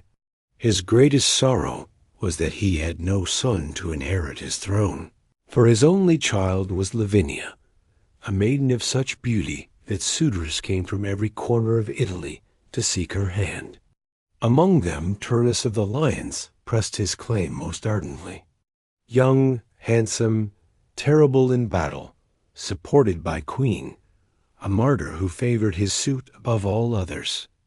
But omens had troubled the royal household, signs that spoke of change coming from across the waters in the sacred laurel tree that grew beside the palace. Bees from distant lands had swarmed, hanging in clusters from the ancient branches, while the court soothsayers declared this meant foreign settlers would arrive and rule where the tree grew. More disturbing still, Lavinia, his hair had caught fire as she stood beside her father at sacrifice, blazing with harmless flame that spoke of glory, fought with war and suffering. When these portents drove Latinus to consult the oracle of fullness, his divine ancestor, the voice from the holy grove spoke words that chilled the royal heart. Do not seek to join your daughter in Latin marriage, my son. Do not trust the wedding chamber that is ready. Strangers will come to be your sons-in-law, whose blood will raise our name to the stars, and their descendants will see the whole world turn beneath their feet, where the sun looks upon either ocean. The oracle's meaning became clear. When envoys from the newcomers approached the throne, led by wise alliances whose silver beard and noble bearing spoke of ancient dignity, surviving exiles, hardships. They bore no weapons but olive branches, tokens of peace, and their words sought not conquest but alliance. O king, aliens began, son of foreigners. No black storm drove us to your lands. No star or coastline deceived us in our course. By design and willing heart, we have sought this city exiled from a realm once the greatest, that the sun looked upon as he traveled from heaven's farthest bounds. Our race springs from Jupiter, Jordanian youth's glory, and Jupiter. His ancestor, our king himself, is of Jove's highest line, Trojan wanderer who sends us to your doors. The embassy told their tale, how divine command had brought them across the waters, how they sought not to conquer, but to settle, offering their skills and loyalty in exchange for a small portion of land where they might build homes and worship their household deities. They had learned the arts of peace as well as war. They could make the wilderness bloom and transform raw earth into rich farmland. King Latinus, remembering the oracle's words, recognized destiny's hand in their arrival. These were the foreign sons-in-law that Foundus had foretold the strangers, whose bloodline would lift his name to the stars with genuine warmth. He welcomed the envoys and sent them back to their leader with gifts worthy of king's horses from his royal stables, chariots worked with gold and silver armor crafted by divine smiths, and a golden crown that had adorned his own father's brow. Tell your leader, he instructed the embassy, that Latinus does not regret the alliance, and let him not fear to come himself to meet me face to face. It will be the completion of my destiny, to join my right hand with his hand to fulfill the gods' prophecies. But while mortals planned for peace, immortal hatred stirred to destroy it. Juno, returning from her failed attempt to drown the wanderers in storm, saw her ancient enemies making landfall in Italy, and felt her rage kindle anew. If she could not prevent their arrival, she would ensure it brought not peace, but war. Not easy settlement, but a conflict that would cost blood and tears beyond counting. If I cannot bend the powers above, the goddess swore, I will stir up those below, from the depths of Tartarus. She summoned Alacto most terrible of the Furies, whose pleasure was in war and treachery, in turning brother against brother and setting sons against fathers. Even Pluto himself loathed this creature, whose presence brought madness and violence wherever she walked. The Furies' first target was Queen, a martyr already suspicious of the foreign arrivals and their impact on her daughter's marriage prospect. Disguised as Caleb, an aged priestess of Juno's temple elector, whispered poison in the queen's ear. Will you allow Lavinia to be given to Trojan exiles, queen, and have no pity for your daughter or yourself? With the first wind, the treacherous stranger will sail away to the deep, carrying off the girl as his prize did not, the Phrygian shepherd Paris, come thus to Lacedaemon and carry Helen away to the cities of Troy. When words alone proved insufficient, the Fury cast one of her serpents at the queen's breast, where it wound itself around her heart and breathed its venom into her blood. The snake became her necklace. Her headband twined in her hair and crept over her limbs. And while the first poison worked its way through her body with liquid corruption, not yet had her mind caught fire with full madness. At first, a martyr pleaded with her husband in terms still soft and motherly, weeping over her daughter as fate and begging him to reconsider the alliance with foreigners whose very presence would bring war to their peaceful realm. But when Latinus remained unmoved, determined to follow the oracle's clear command, the serpent's venom completed its work and drove the queen to open madness. She seized Lavinia and fled with her to the mountains, crying that Bacchus demanded her daughter dance in his honor. Among the wild women who followed the god of wine and madness. Soon she had infected other mothers with her frenzy, and they raced through the forests with streaming hair, carrying this way and shouting Bacchus's name, while their abandoned homes grew cold and their children wept for mothers who no longer recognized them. But the Fury's greatest stroke was yet to come. Disguised as an old woman, Electra appeared to Turnus as he slept in his palace at Arde, speaking words designed to inflame the young warrior's pride and ambition. Turnus, will you quietly watch all your toil go for nothing, and your crown be given to Damian settlers? The king denies you, the bride whom your blood earned, and a foreigner is sought for the kingdom. Go now, expose yourself to thankless dangers. Go, strike down the Tyrrhenian lines. Give peace to the Latins and protection to the conquered. Saturn's daughter herself commanded me to speak these words plainly to you, as you lay in quiet night.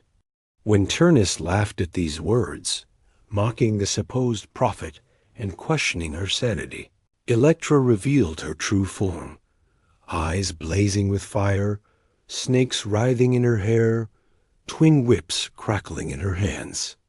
She hurled a torch at the young prince's breast, lighting there a fire of rage and warlust that would burn until death quenched it. Turnus woke with blood pounding in his veins, and only one thought in his mind: war against the foreign invaders who dared claim what was rightfully his. To complete her work, the Fury needed one spark to ignite the tinder she had prepared. She found it in young Aeneas, hunting in the royal forests with his Trojan companions, following the sport that had been his delight since childhood. The hounds picked up the scent of a magnificent stag, a beast so tame it came to its master's call, and so beautiful that Sylvia, daughter of the royal herdsman, had crowned it with garlands, and combed its coat until it shone like bronze. Electro guided the prince's arrow to wound, but not kill the noble creature, which fled back to its home, trailing blood and crying piteously for help. Sylvia's screams brought her father and brothers running, then the neighboring farmers with whatever weapons they could snatch, pruning hooks, fire-hardened stakes, clubs of seasoned wood. The arrival of Trojan hunters following their quarry sparked a melee that left blood soaking the forest floor. Olmo, eldest of Terrace's sons, fell first to a Trojan arrow, his throat pierced through so that the voice that had sung so sweetly in the woods was stilled forever. Others followed on both sides as the hunting party became a battle, then a running fight that spread through the countryside like wildfire. When news reached King Latinus of the bloodshed in his forests, the peace he had hoped to preserve was already dying from her work. Complete, Electra returned to her mistress with words of triumph. Look, I have perfected discord in war for you. Now tell them to join in friendship and make treaties. Since I have stained your soul with Trojan blood, I will add this too. If you give me certain permission, I will draw neighboring cities into war with rumors and kindle their hearts with mad desire for conflict, so that they come from every side. As allies, I will sow the fields with war.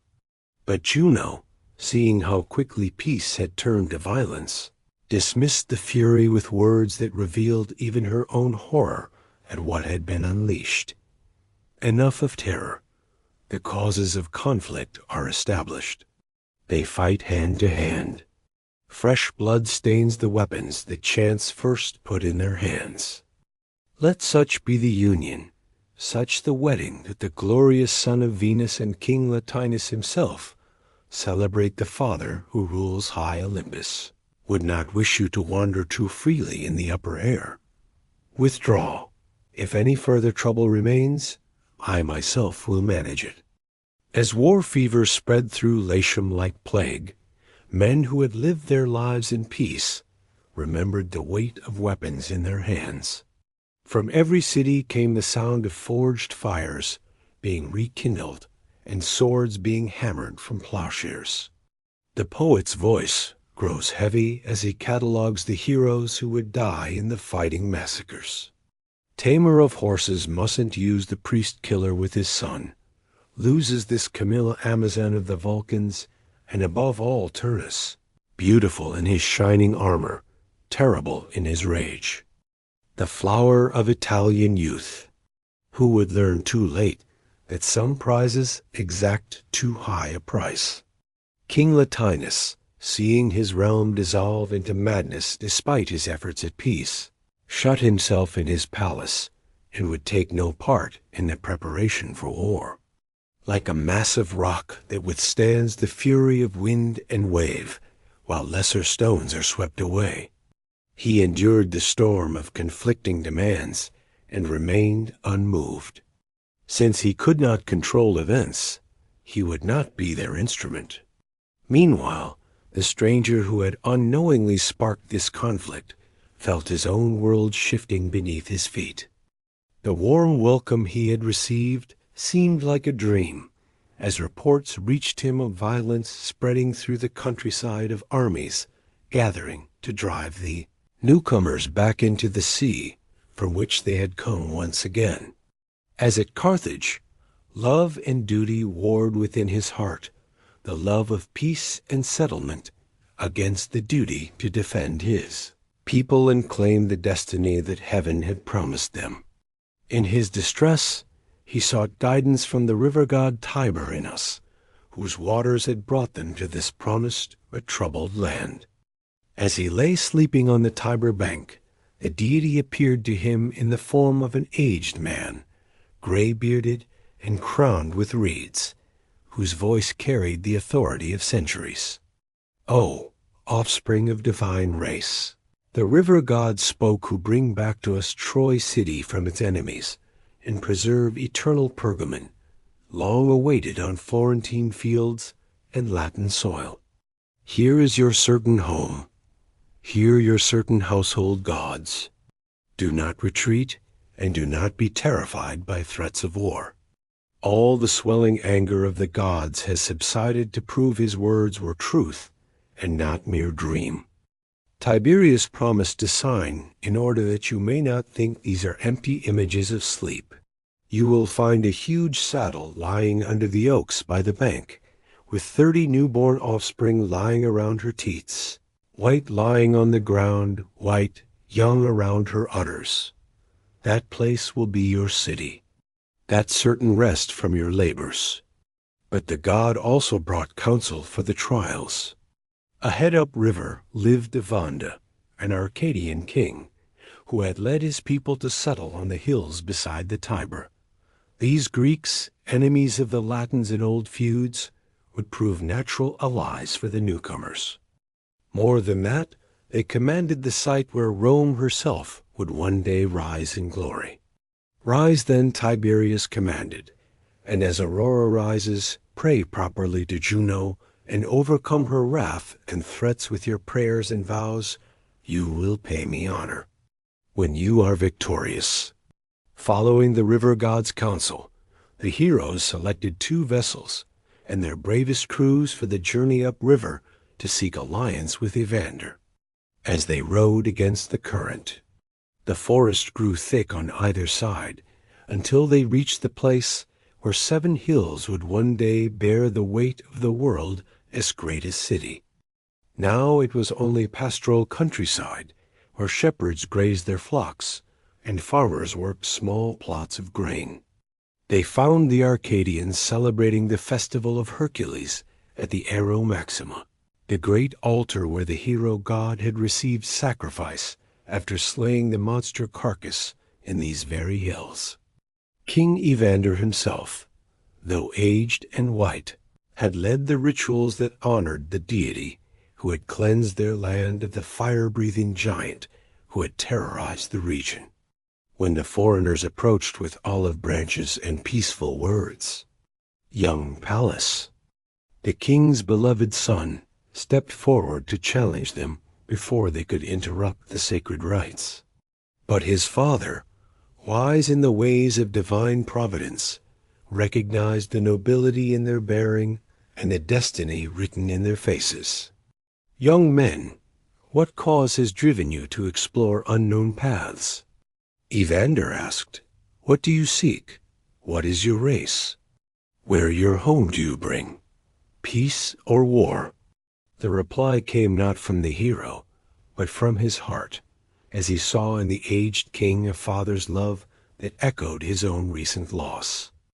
Our race is Trojan, our arms hostile to the Latins, and we seek you fugitives in voluntary exile. We ask for alliance. We are that same race.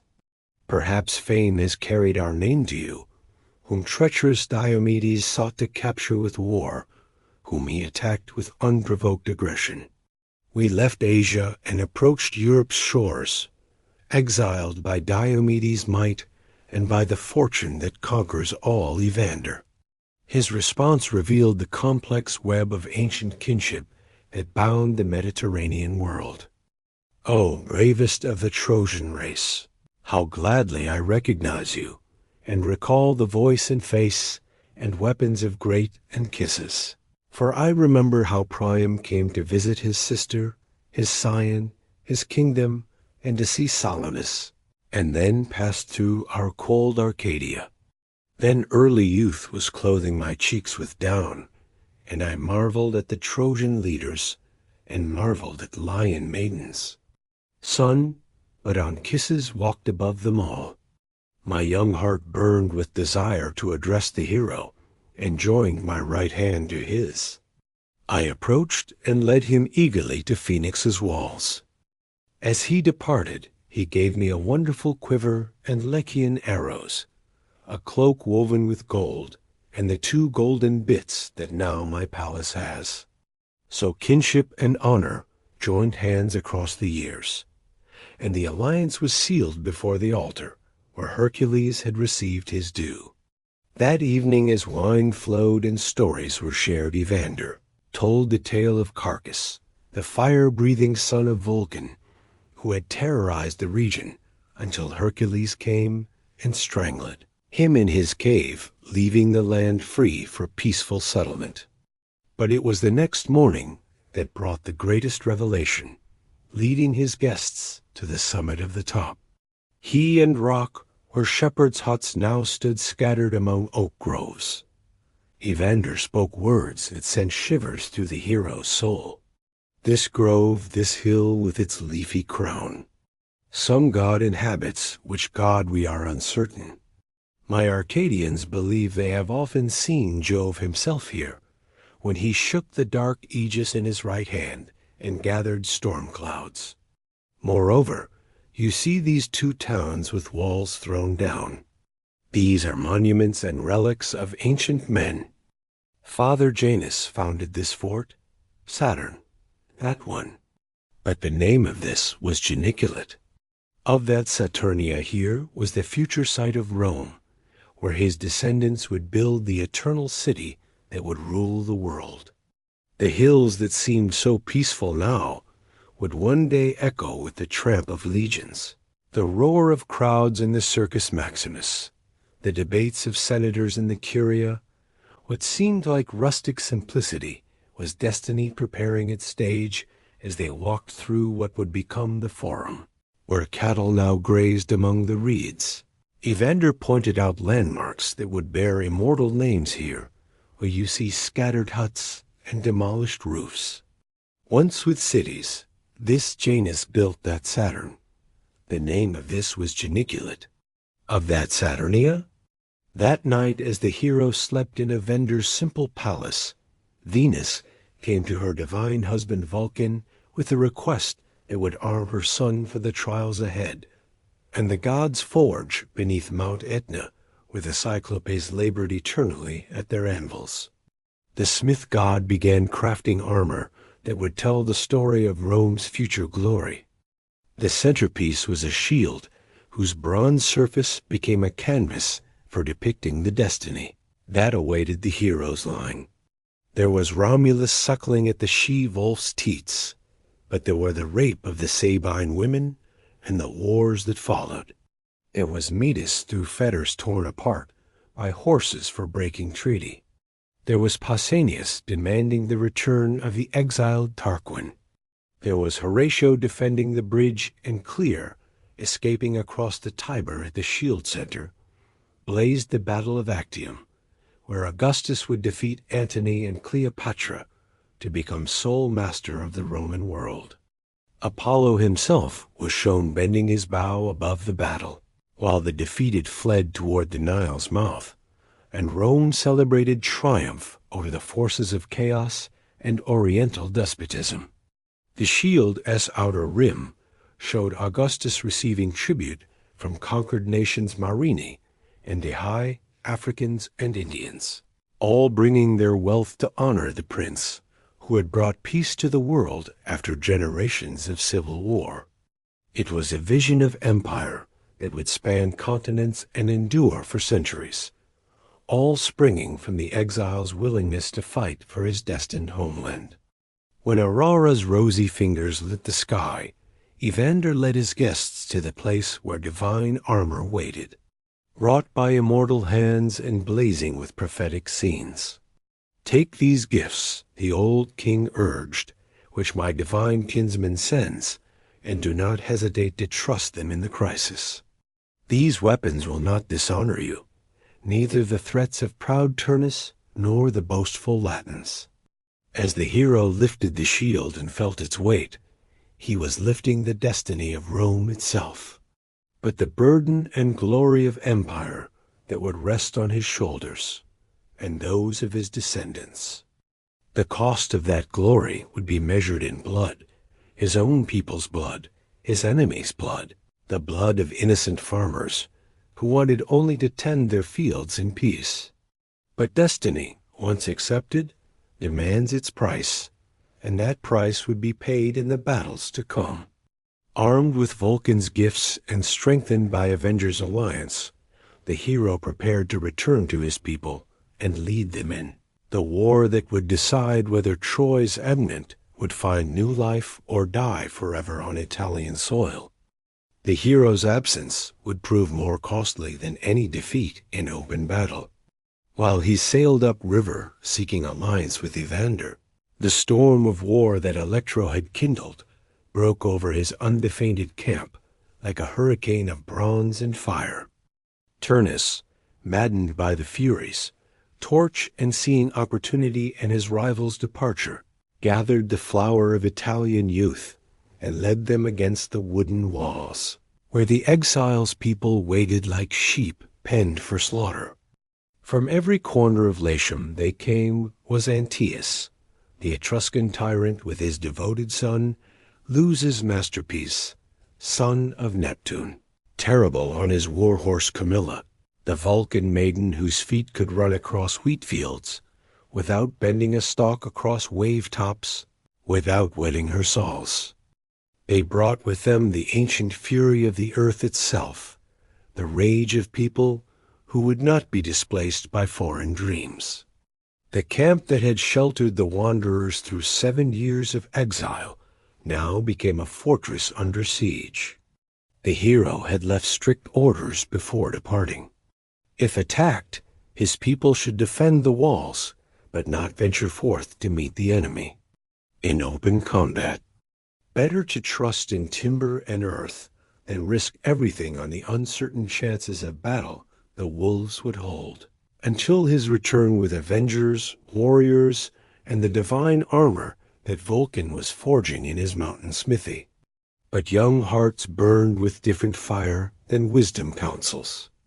Among the defenders stood Nisus and Uranus, whose names would echo through the centuries as symbols of perfect friendship and heroic folly. Nessus was the elder, a seasoned warrior, whose skill with the javelin had won him fame in the funeral games. Uranus bloomed with the beauty of youth just touching manhood, his cheeks still smooth, his courage untested, but burning bright as any veteran's love found these two, beyond the bonds of mere comradeship. Love, pure and fierce.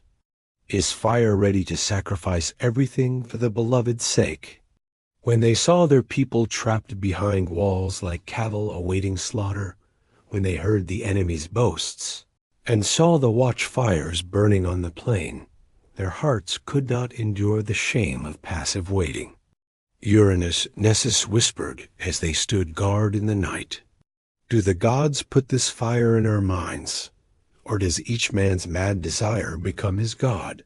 Long has my heart yearned to rouse up battle or some great deed, and is not content with quiet peace. You see what confidence fills the ritual? The lights are scattered, relaxed in sleep and wine. They lie quiet. Silence holds all the wide place. Learn then what I ponder. What thought rises in my mind? Elders and people all demand that our chief be summoned and men be sent to carry him.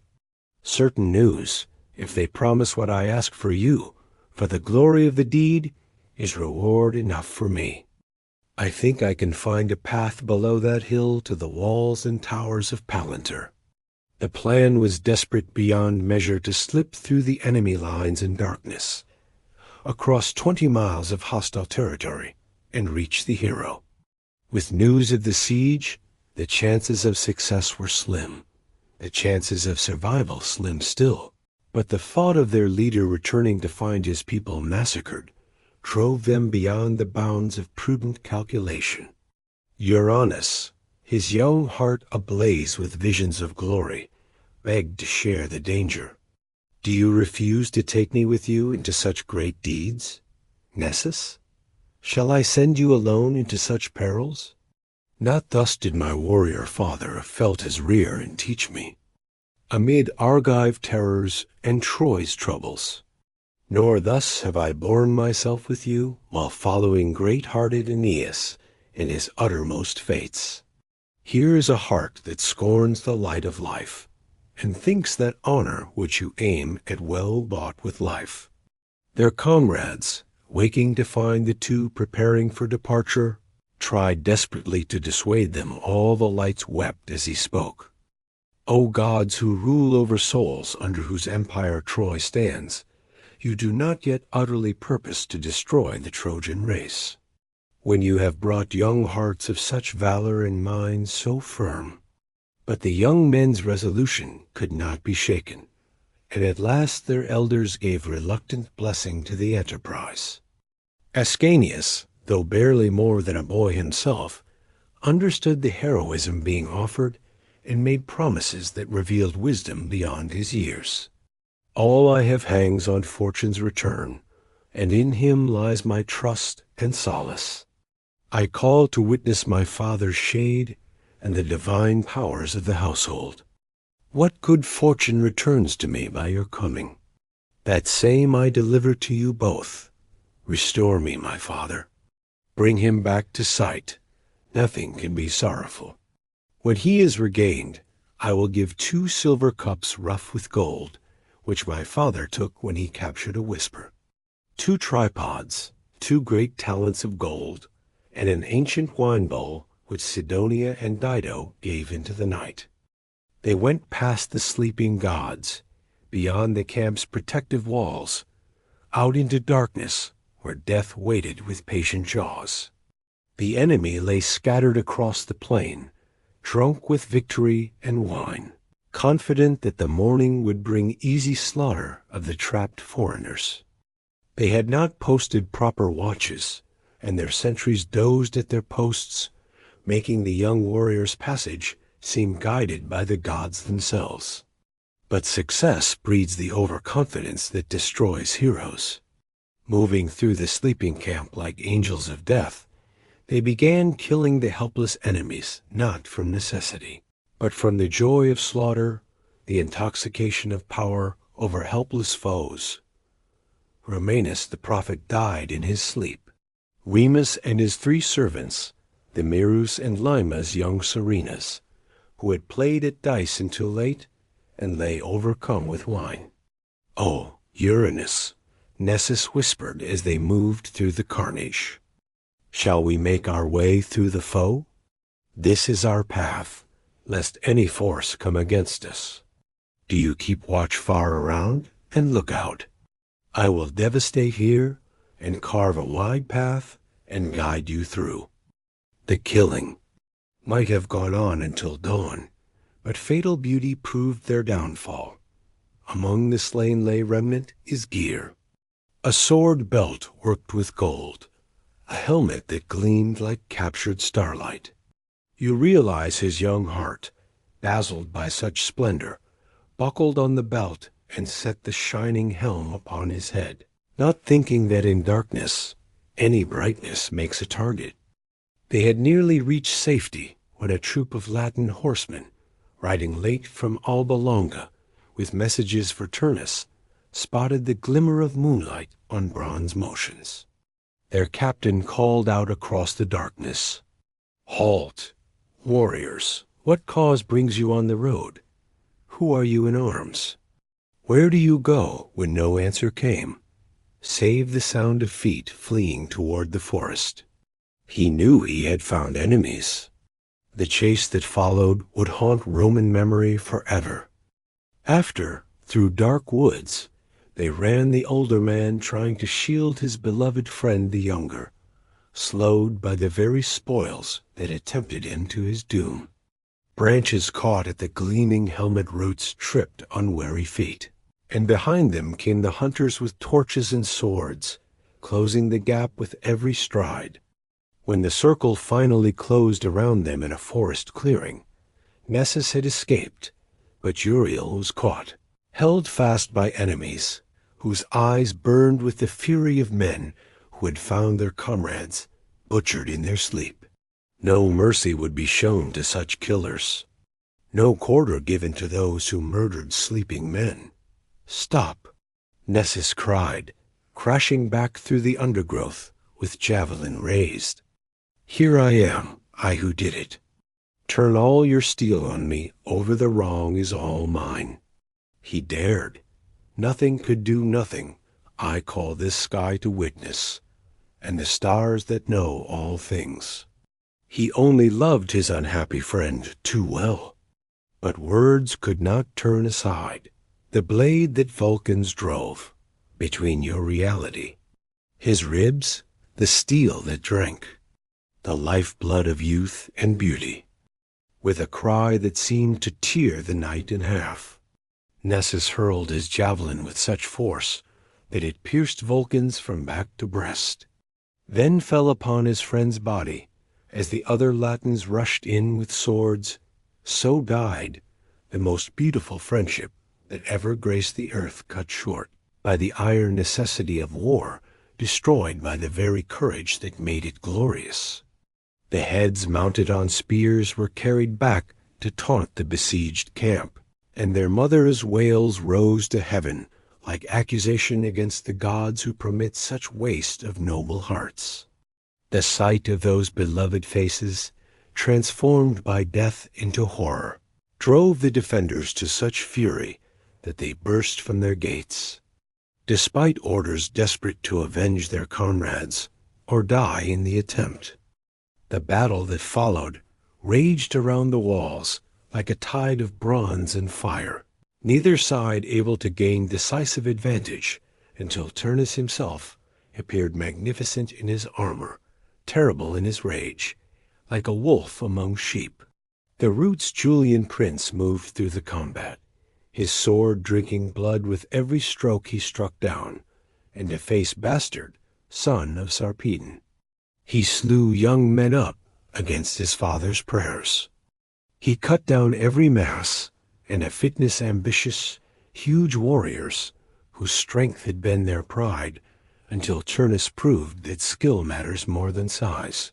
But it was the ship burning that truly showed the enemy's desperation and divine protection's power. Turnus, seeing the wooden vessels drawn up on the beach like sleeping beasts, seized a torch and called upon his men to complete their victory by destroying the means of escape. Let the foreigners learn that there would be no retreat from this shore, no flight across the waters to try their luck elsewhere. As the first flames licked at seasoned timber, a miracle stayed their destructive work. These ships had been built from trees sacred to Cybele, the great mother cut from her holy groves on Mount Ida, with the goddess's reluctant permission. Now, seeing her sacred wood threatened with destruction, she called upon Jupiter to honor his ancient promise. "Grant me this, dear son," the mother of the gods pleaded, "which your love denies. Not let me not be allowed to see my fleet conquered by any war, swept away by flames. Let the fortunate time aid them, since they carried the sacred things of Troy." The answer came with thunder that shook earth and sky, with rain that fell like the tears of heaven, with winds that howled across the battlefield, is the voice of offended divinity. Before the amazed eyes of both armies, the ships began to change, not burning, but transforming their wooden hulls, becoming flesh, their carved prowess growing into heads, their oars into swimming limbs. 20 sea nymphs rose from the Tiber, as waters where 20 vessels had floated moments before. Beautiful daughters of the sea, who laughed as they swam away from mortal conflict toward deeper waters. The sight struck terror into Italian hearts, but filled the defenders with new hope. Surely gods who could work such wonders would not abandon their chosen people to destruction. The battle continued with fresh fury, but now both sides fought with the knowledge that heaven itself was watching, that this conflict would decide more than the fate of a single people.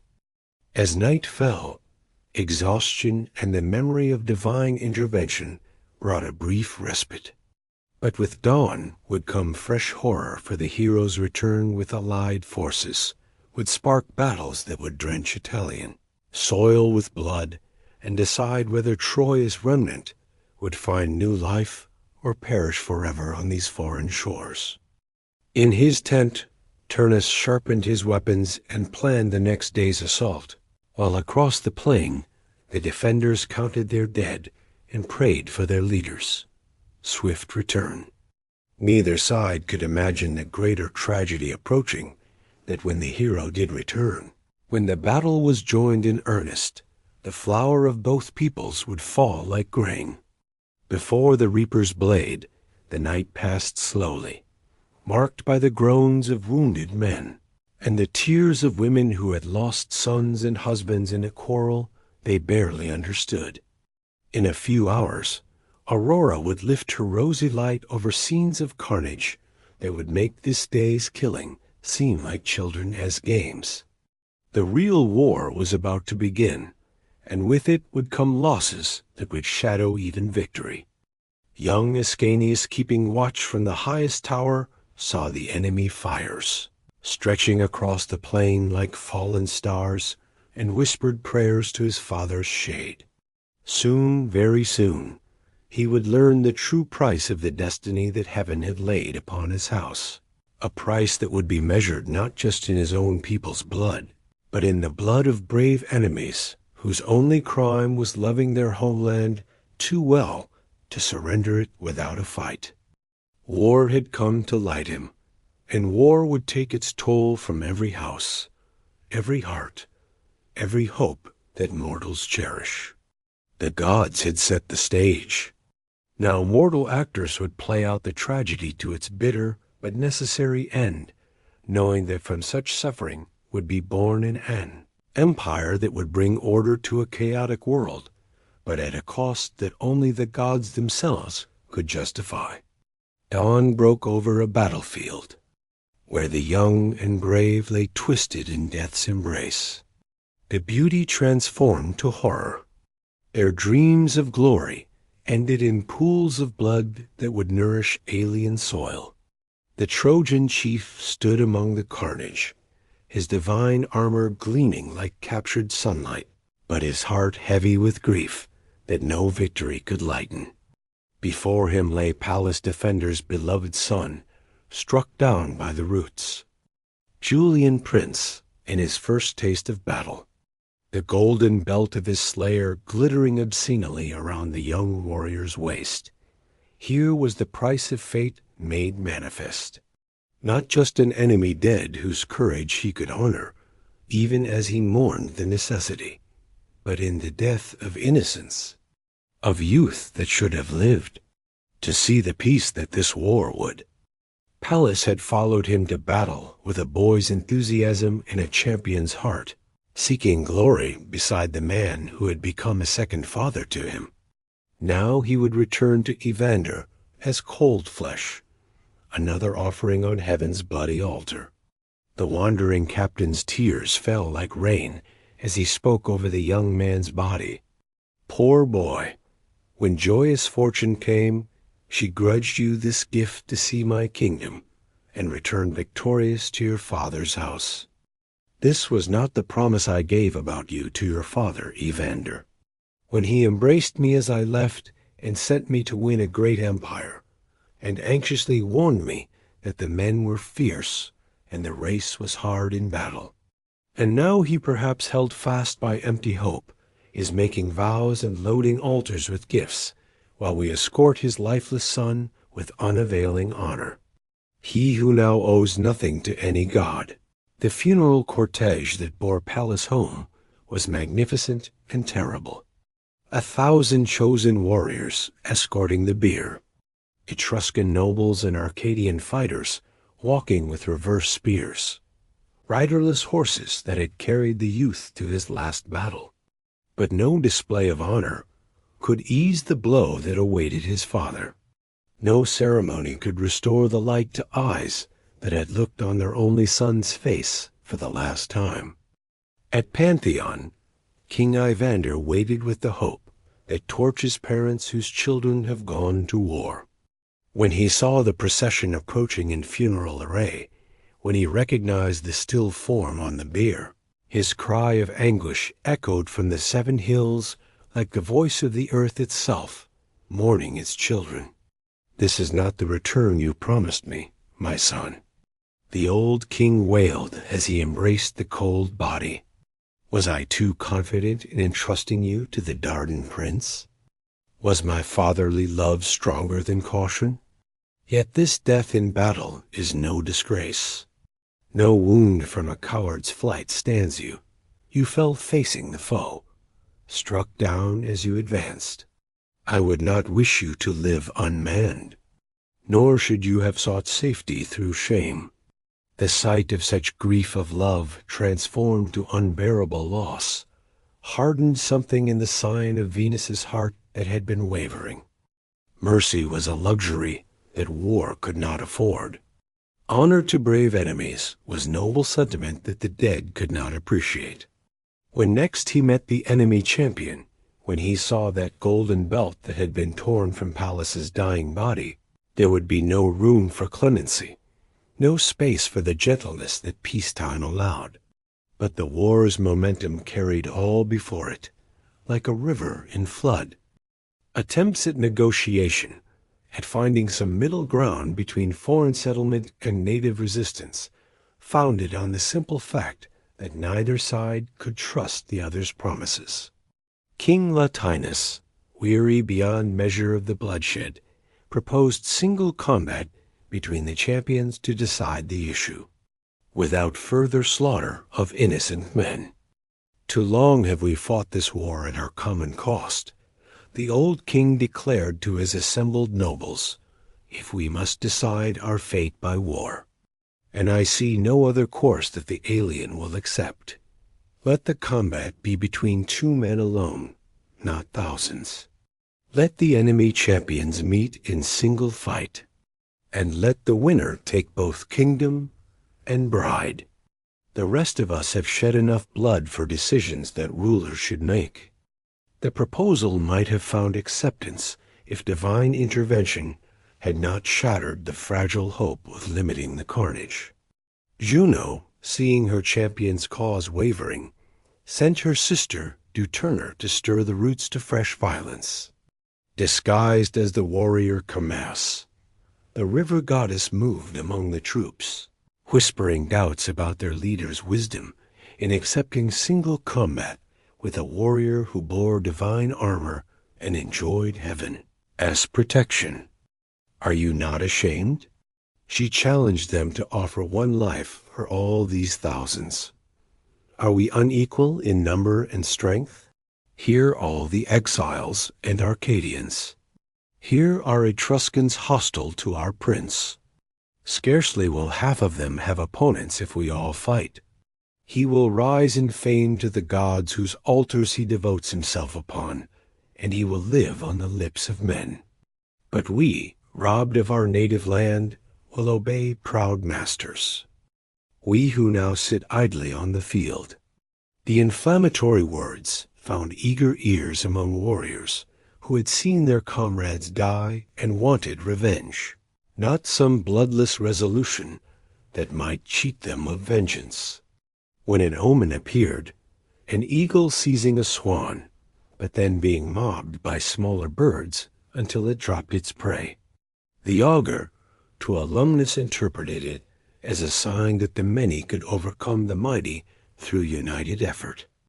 The first spear that shattered the truce came from the alumnus himself, striking down 9 brothers who had stood together among the Arcadian ranks. The sight of their blood rekindled all the fury that diplomacy had barely contained. And once more the armies rushed together. In that deadly embrace where bronze finds flesh and young men learn the final lesson that war teaches. But this renewed fighting brought fresh horror with the death of Camilla, the warrior maiden who had ridden to battle like Diana herself. Beautiful and terrible in her virgin wrath, she had led devotion cavalry with skill that made veterans marvel her javelin, never missing its mark. Her horse responding to her will as if they shared a single mind. But the poet's voice grows tender as he tells of her last fight. How she pursued glorious, an exile priest whose armor gleamed with gold and purple, thinking to dedicate his spoils in Diana's temple. But as she pressed her pursuit, focusing on the prize rather than the danger, Aruns the hunter found his chance and drove his spear between her ribs as life flowed out with her blood. Camilla spoke her final words to her dearest companion thus far, aka my sister, I could do now. The bitter wound conquers me, and all around me grows dark with shadows. Escape and carry to our leader my last commands. Let him take up the fight, and keep the foreigners from the city. And now farewell. Diana's grief for her beloved huntress shook the very heavens, and the goddess Inopus, swiftest of her nymphs, to exact vengeance on the slayer. Aruns, thinking himself safe in distant concealment, felt the arrow pierce his heart and died alone among the mountains. His triumph lasting only moments, longer than his victim's agony.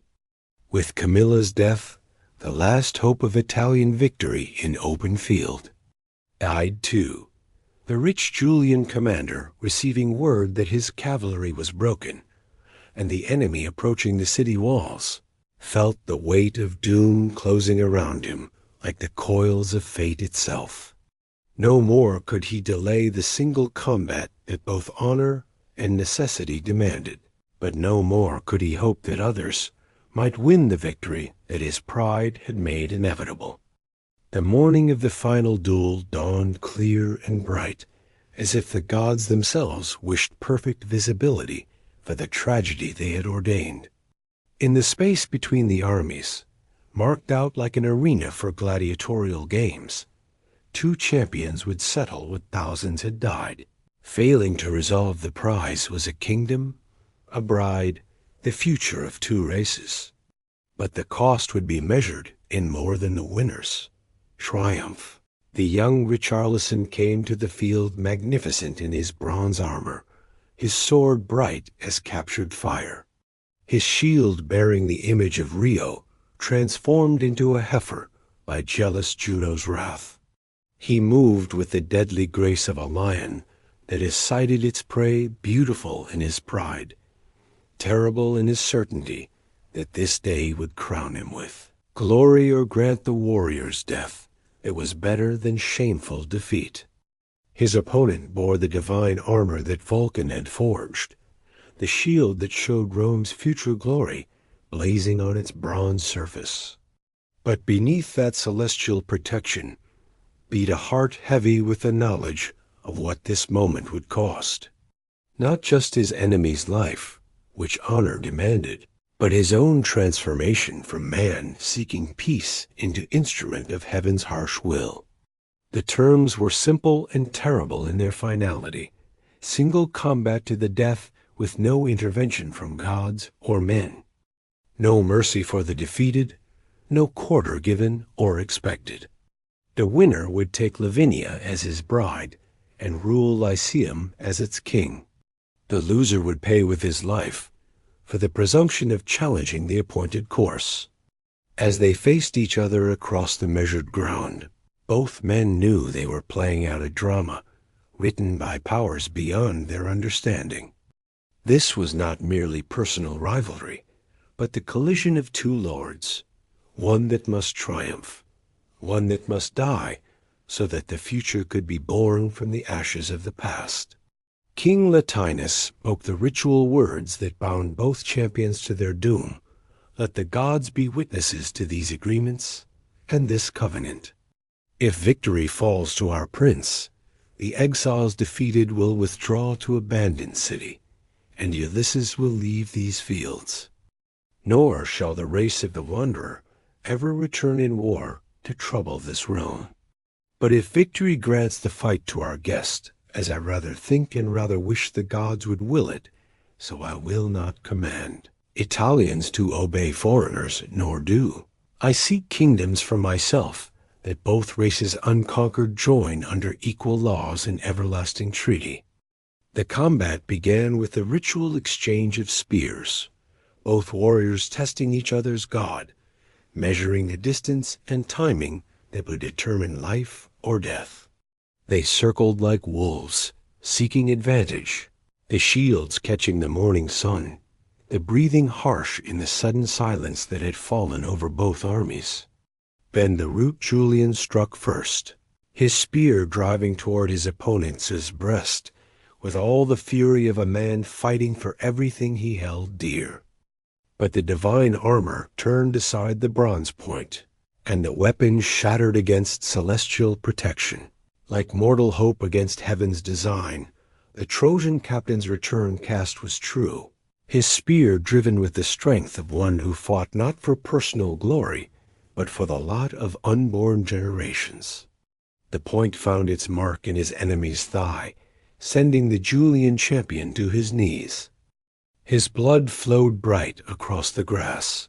Wounded, but not yet beaten, the young warrior fought on, with the desperate courage of one who knows he faces his final hour. His sword rose and fell like lightning, but each blow that should have found flesh met only the impenetrable protection that heaven had provided. Meanwhile, his opponent pressed the attack with remorseless efficiency, driving the younger man back step by step toward the moment when courage would no longer suffice. The end came suddenly, as ends always do in battle. The rich Julian stumbled over a stone placed there, some said by angry gods who would no longer tolerate resistance to their will, and fell backward. His guard opened his death. Certain the exile's blade rose for the killing stroke, and in that moment their eyes met across the gulf that separates the living from the dying. "I am beaten," the fallen champion whispered, his voice carrying clearly in the sudden hush. "The old Sonia eyes have seen me stretch out my hands in defeat. Lavinia is your wife. I do not extend your hatred further for a heartbeat." The conqueror hesitated. Here was a brave enemy offering submission, a young man whose only crime had been loving his homeland too much to surrender it without a fight. Mercy whispered that enough blood had been shed, that magnanimity would honor both victor and vanquished. But then the Dardan prince's gaze fell upon the golden belt that circled his enemy's waist. Pallas's belt torn from the young man's body as he lay dying, worn now like a trophy by his killer. In that moment memory of Evander, his grief blazed up like fire and mercy, died before the altar of vengeance. You appeal to me wearing the spoils, stripped from my people. The words came cold as winter wind, implacable as the appointed course itself. Some Pallas strikes this blow. Pallas sacrifices you and exacts payment with your guilty blood. The sword drove home with all the force of heaven's design behind it, piercing heart and hope together through Julian's life, fled indignant to the shades below, leaving behind only the empty shell of what had been the flower of Italian youth, the pride of his people, the last champion of a race who would now learn to call foreigners their masters. So ended the war that had raged across Latium like a fever, leaving the land scarred with graves and watered with tears. The sign of Venus stood alone on the field where so many brave men had died, feeling not triumph, but the terrible weight of the crown that heaven's design had placed upon his brow. He had won a kingdom, but the price of that victory would haunt him to his final day. The surviving Italians, seeing their champion dead, laid down their weapons and acknowledged defeat. The age of resistance was over. The age of Roman rule had begun, but the cost had been so high, the suffering so great, that even the winners would remember this day with sorrow rather than celebration.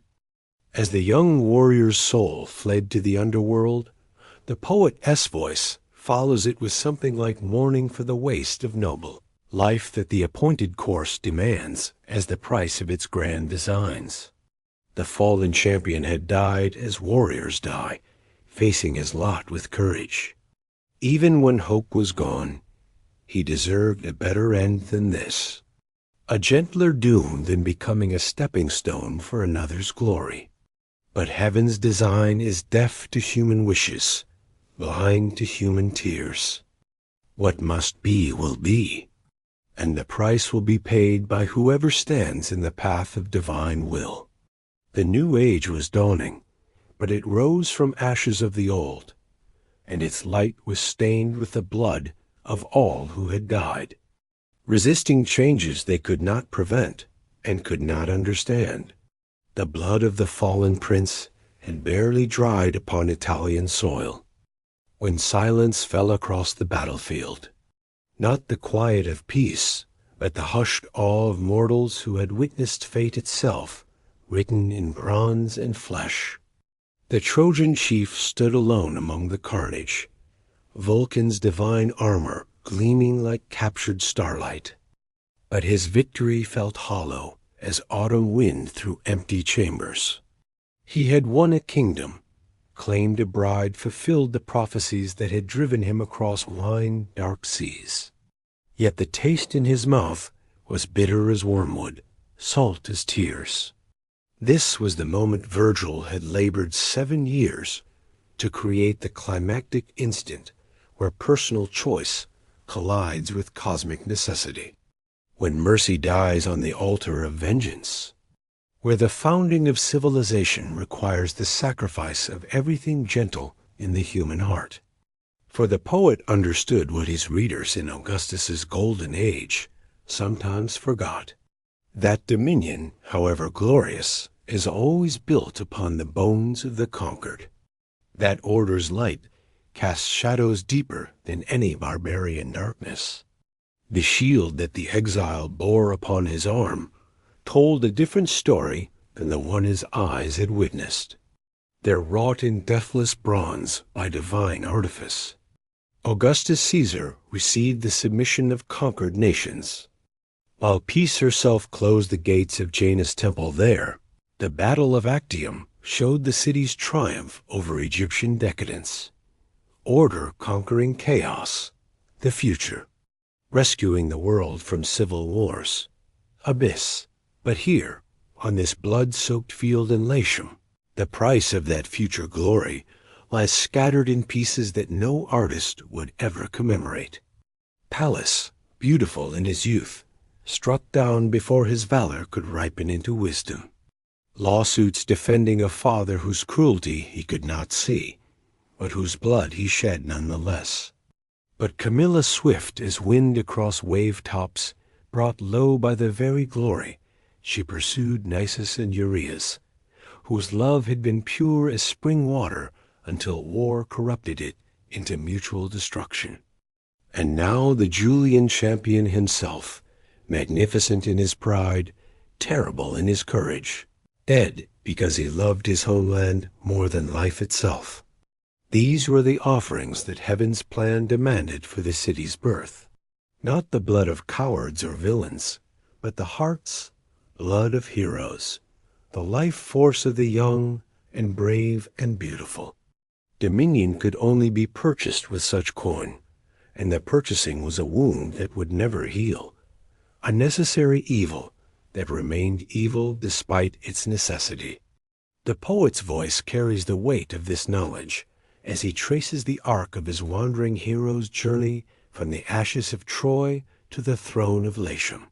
What began as a tale of survival refugees fleeing their burning city with household gods clutched in trembling hands had transformed into something far more complex, a meditation on the cost of greatness, the price of civilization, the tragic necessity of choosing duty over desire, justice over mercy, the claims of the future over the bonds of the present.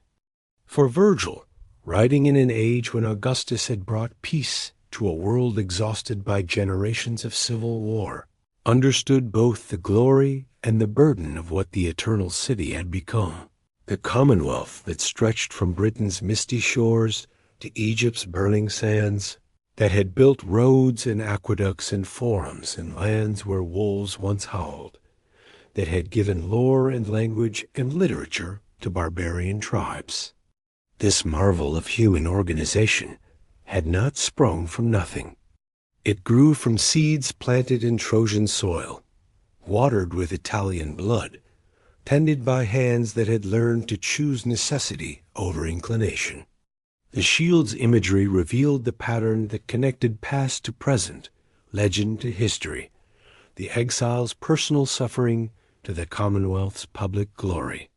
There was Romulus suckling at the she-wolf's teat's founder, born from the marriage of civilization and wildness, learning strength from the very forces he would later subdue. They were the rape of the Sabine women and the wars that followed, showing how the city had always grown through the integration of former enemies, turning conquest into kinship, defeat into alliance. There was Horatius defending the bridge while his home burned behind him, demonstrating that individual courage could preserve collective identity when survival seemed impossible.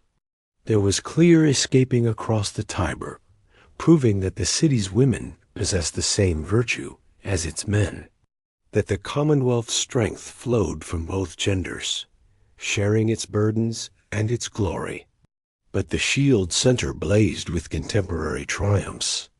Augustus himself at Actium, receiving divine favor as he restored order to a world that had forgotten the meaning of peace. Apollo bent his golden bow above the battle, while eastern forces fled toward the Nile's mouth, their defeat marking the end of an era when citizens killed citizens in pursuit of personal ambition. The victor stood resplendent in his glory, but his triumph was also a burden. The weight of ruling justly, of maintaining the peace that had cost so much to achieve. Virgil had lived through those civil wars that preceded Augustus's victory. He had seen the prescription lists posted in the forum, had watched friends and neighbors murdered for their political opinions, had witnessed the Republic's slow death by suicide as it tore itself apart in fratricidal fury. The poet knew what chaos looked like, understood what civilization meant because he had watched it nearly perish. His epic was both celebration and warning, a celebration of what the city had achieved, warning of what it might lose if it forgot the virtues that had made achievement possible. The connections between mythic past and political present ran deeper than mere allegory. Augustus himself claimed descent from Ulysses, the exile's son, making the Aeneid a family history as well as a national epic. The emperor's adoptive father, Julius Caesar, had traced his lineage back to Venus through the same genealogical chain that made the Trojan prince semi-divine. What seemed like ancient legend was also contemporary politics. What appeared to be mythological fiction was simultaneous dynastic propaganda. Yet Virgil's genius lay in making this propaganda serve larger truths about human nature and historical process. The poet understood that Augustus's regime, however beneficial, represented the end of something precious, the death of the Republic, the transformation of citizens into subjects, the replacement of competitive virtue with submission to authority. The Aeneid simultaneously celebrates this transformation and mourns what was lost in achieving it.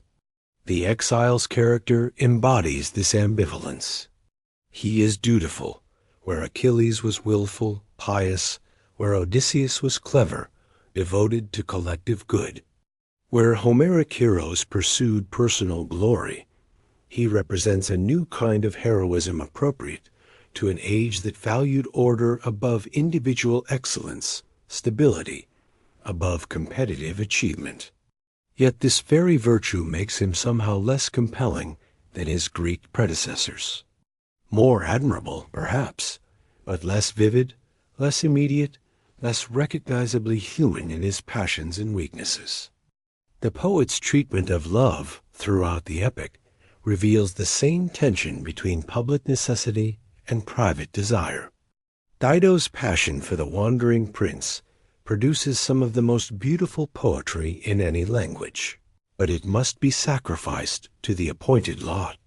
Lavinia, the bride whose marriage will unite two peoples, remains virtually voiceless throughout the poem, a symbol rather than a character, a prize rather than a person. Even the pure love of Nessus, and you realize, becomes an instrument of destruction when channeled through war's necessities. This subordination of personal feeling to political purpose reflects the Augustan age's ambivalent relationship with emotion itself. The emperor's regime promised order, prosperity, and peace in exchange for the passionate engagement that had characterized Republican politics. Citizens were asked to trade the dangerous freedom to make bad choices for the security of having good choices made for them. The Aeneid both justifies this bargain and reveals its psychological costs. Virgil's literary technique mirrors his thematic concerns, where Homer's heroes speak in their own voices, revealing character through direct expression. The Aeneid figures often seem to speak with the poet's voice, their individual personalities subsumed into the larger patterns of historical inevitability. This creates a different kind of poetry, more meditative, more melancholy, more conscious of the gap between human aspiration and cosmic design. The poet's relationship with his Homeric models shows the same complex mixture of image and transformation. The Aeneid first half deliberately echoes the Odyssey's wandering narrative, while its second half reworks the Iliad, martial themes. But Virgil transforms his sources in ways that reflect changed historical circumstances and evolved literary sensibilities. His war scenes emphasize suffering more than glory. His wandering episodes dress duty more than adventure. His divine interventions serve larger purposes than the personal whims that motivate Homer's gods. The influence of Greek philosophy, particularly Stoicism, runs throughout the epic in ways that would have been impossible for Homer. The concept of fate that drives the narrative is not the capricious fortune of archaic thought, but the rational providence of philosophical reflection by the gods themselves. Though they retain their mythological personalities, serve a cosmic order that tends toward justice and harmony rather than mere power and passion. This philosophical dimension gives the Aeneid a depth of reflection that its models lack, but it also creates a certain distance between reader and text. We admire the wandering prince's virtue without necessarily feeling the immediate connection that Homer's flawed heroes inspire. Virgil's achievement is different from Homer's less primitive, more sophisticated, but also somehow less urgent, less emotionally direct. The poet's use of prophecy throughout the epic serves multiple functions beyond mere plot advancement. But when Anchises reveals the future souls of the city in the underworld, when the shield displays scenes of coming history, when various oracles and omens point toward the allotted end, Virgil is not simply showing off his knowledge of subsequent events. He is demonstrating how individual actions connect to larger patterns, how personal choices serve purposes beyond their immediate intentions. This prophetic structure also allows the poet to address his contemporary audience directly, while maintaining the fiction of ancient narrative. When Anchises mourns the early death of Marcellus, Augustus's nephew, the grief belongs simultaneously to the mythical father and the historical emperor. When the shield shows Eastern forces fleeing at Actium, the triumphs celebrate both legendary victory and recent political achievement. The unfinished state of the Aeneid. Virgil died before completing his final revisions and allegedly wished the manuscript destroyed, adds another layer of meaning to the epics. Themes. Just as the hegemony was still expanding at the time of composition, just as Augustus's reign represented a beginning rather than an end, so the poem itself remains open to interpretation, incomplete in ways that mirror the historical process. Modern readers often find the Aeneid as political message troubling, its celebration of territorial expansion difficult to accept in an age that has witnessed the costs of dominion more clearly than its benefits. Yet Virgil's genius lies precisely in his ability to show both sides of the equation, the glory and the grief, the triumph and the tragedy, the necessity and the loss. He creates a poem that can be read as propaganda, or as protest, a celebration, or as elegy. The epic's influence on subsequent literature has been enormous, shaping everything from Dante's Divine Comedy to Milton's Paradise Lost. But its historical influence may be even greater for over a millennium. Educated Europeans learned the Latin from Virgil's verses, absorbed their ideas about duty and fate. From his example, understood their relationship to political authority through his meditations on governance and individual obligation. The Aeneid became the text that explained the eternal city to itself and to its successors. It provided a foundational myth that made territorial expansion seem not merely advantageous, but morally necessary, not simply profitable, but divinely ordained. The poem's vision of order emerging from chaos, of civilization conquering barbarism, of universal peace achieved through central dominion, shaped Western political thought for centuries. Yet Virgil's own ambivalence about these themes ensures that the epic remains more complex than mere propaganda. The poet who celebrated Augustus's peace was also the man who wrote the clog's pastoral vision of withdrawal from political engagement.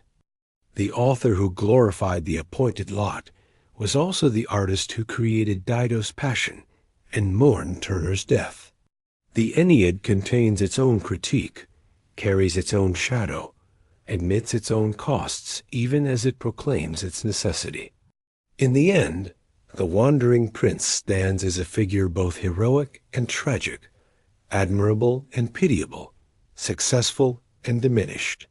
He achieves everything that heaven's plan demands, but loses much of what makes life worth living in the achievement. His victory is real, but not complete. His triumph shadowed by the knowledge of what had to be sacrificed to make it possible. This is Virgil's gift to world literature. A hero who embodies the complex relationship between personal desire and public duty, between individual fulfillment and collective necessity, between human aspiration and historical process. The Trojan exile becomes a mirror in which we can see our own struggles to balance competing claims, our own attempts to serve larger purposes while remaining true to private convictions. The epic ends not with celebration, but with exhaustion, not with triumph, but with tragedy, not with the beginning of peace, but with the end of war. The future that the shield promises will indeed come to pass, but it will be built upon the graves of the noble dead, and those who inherited will need to remember the price that was paid for their prosperity. That remembrance is Virgil's final gift, the knowledge that dominion, however necessary, is always a burden, and that those who bear it must do so with humility, justice, and constant awareness of its human cost.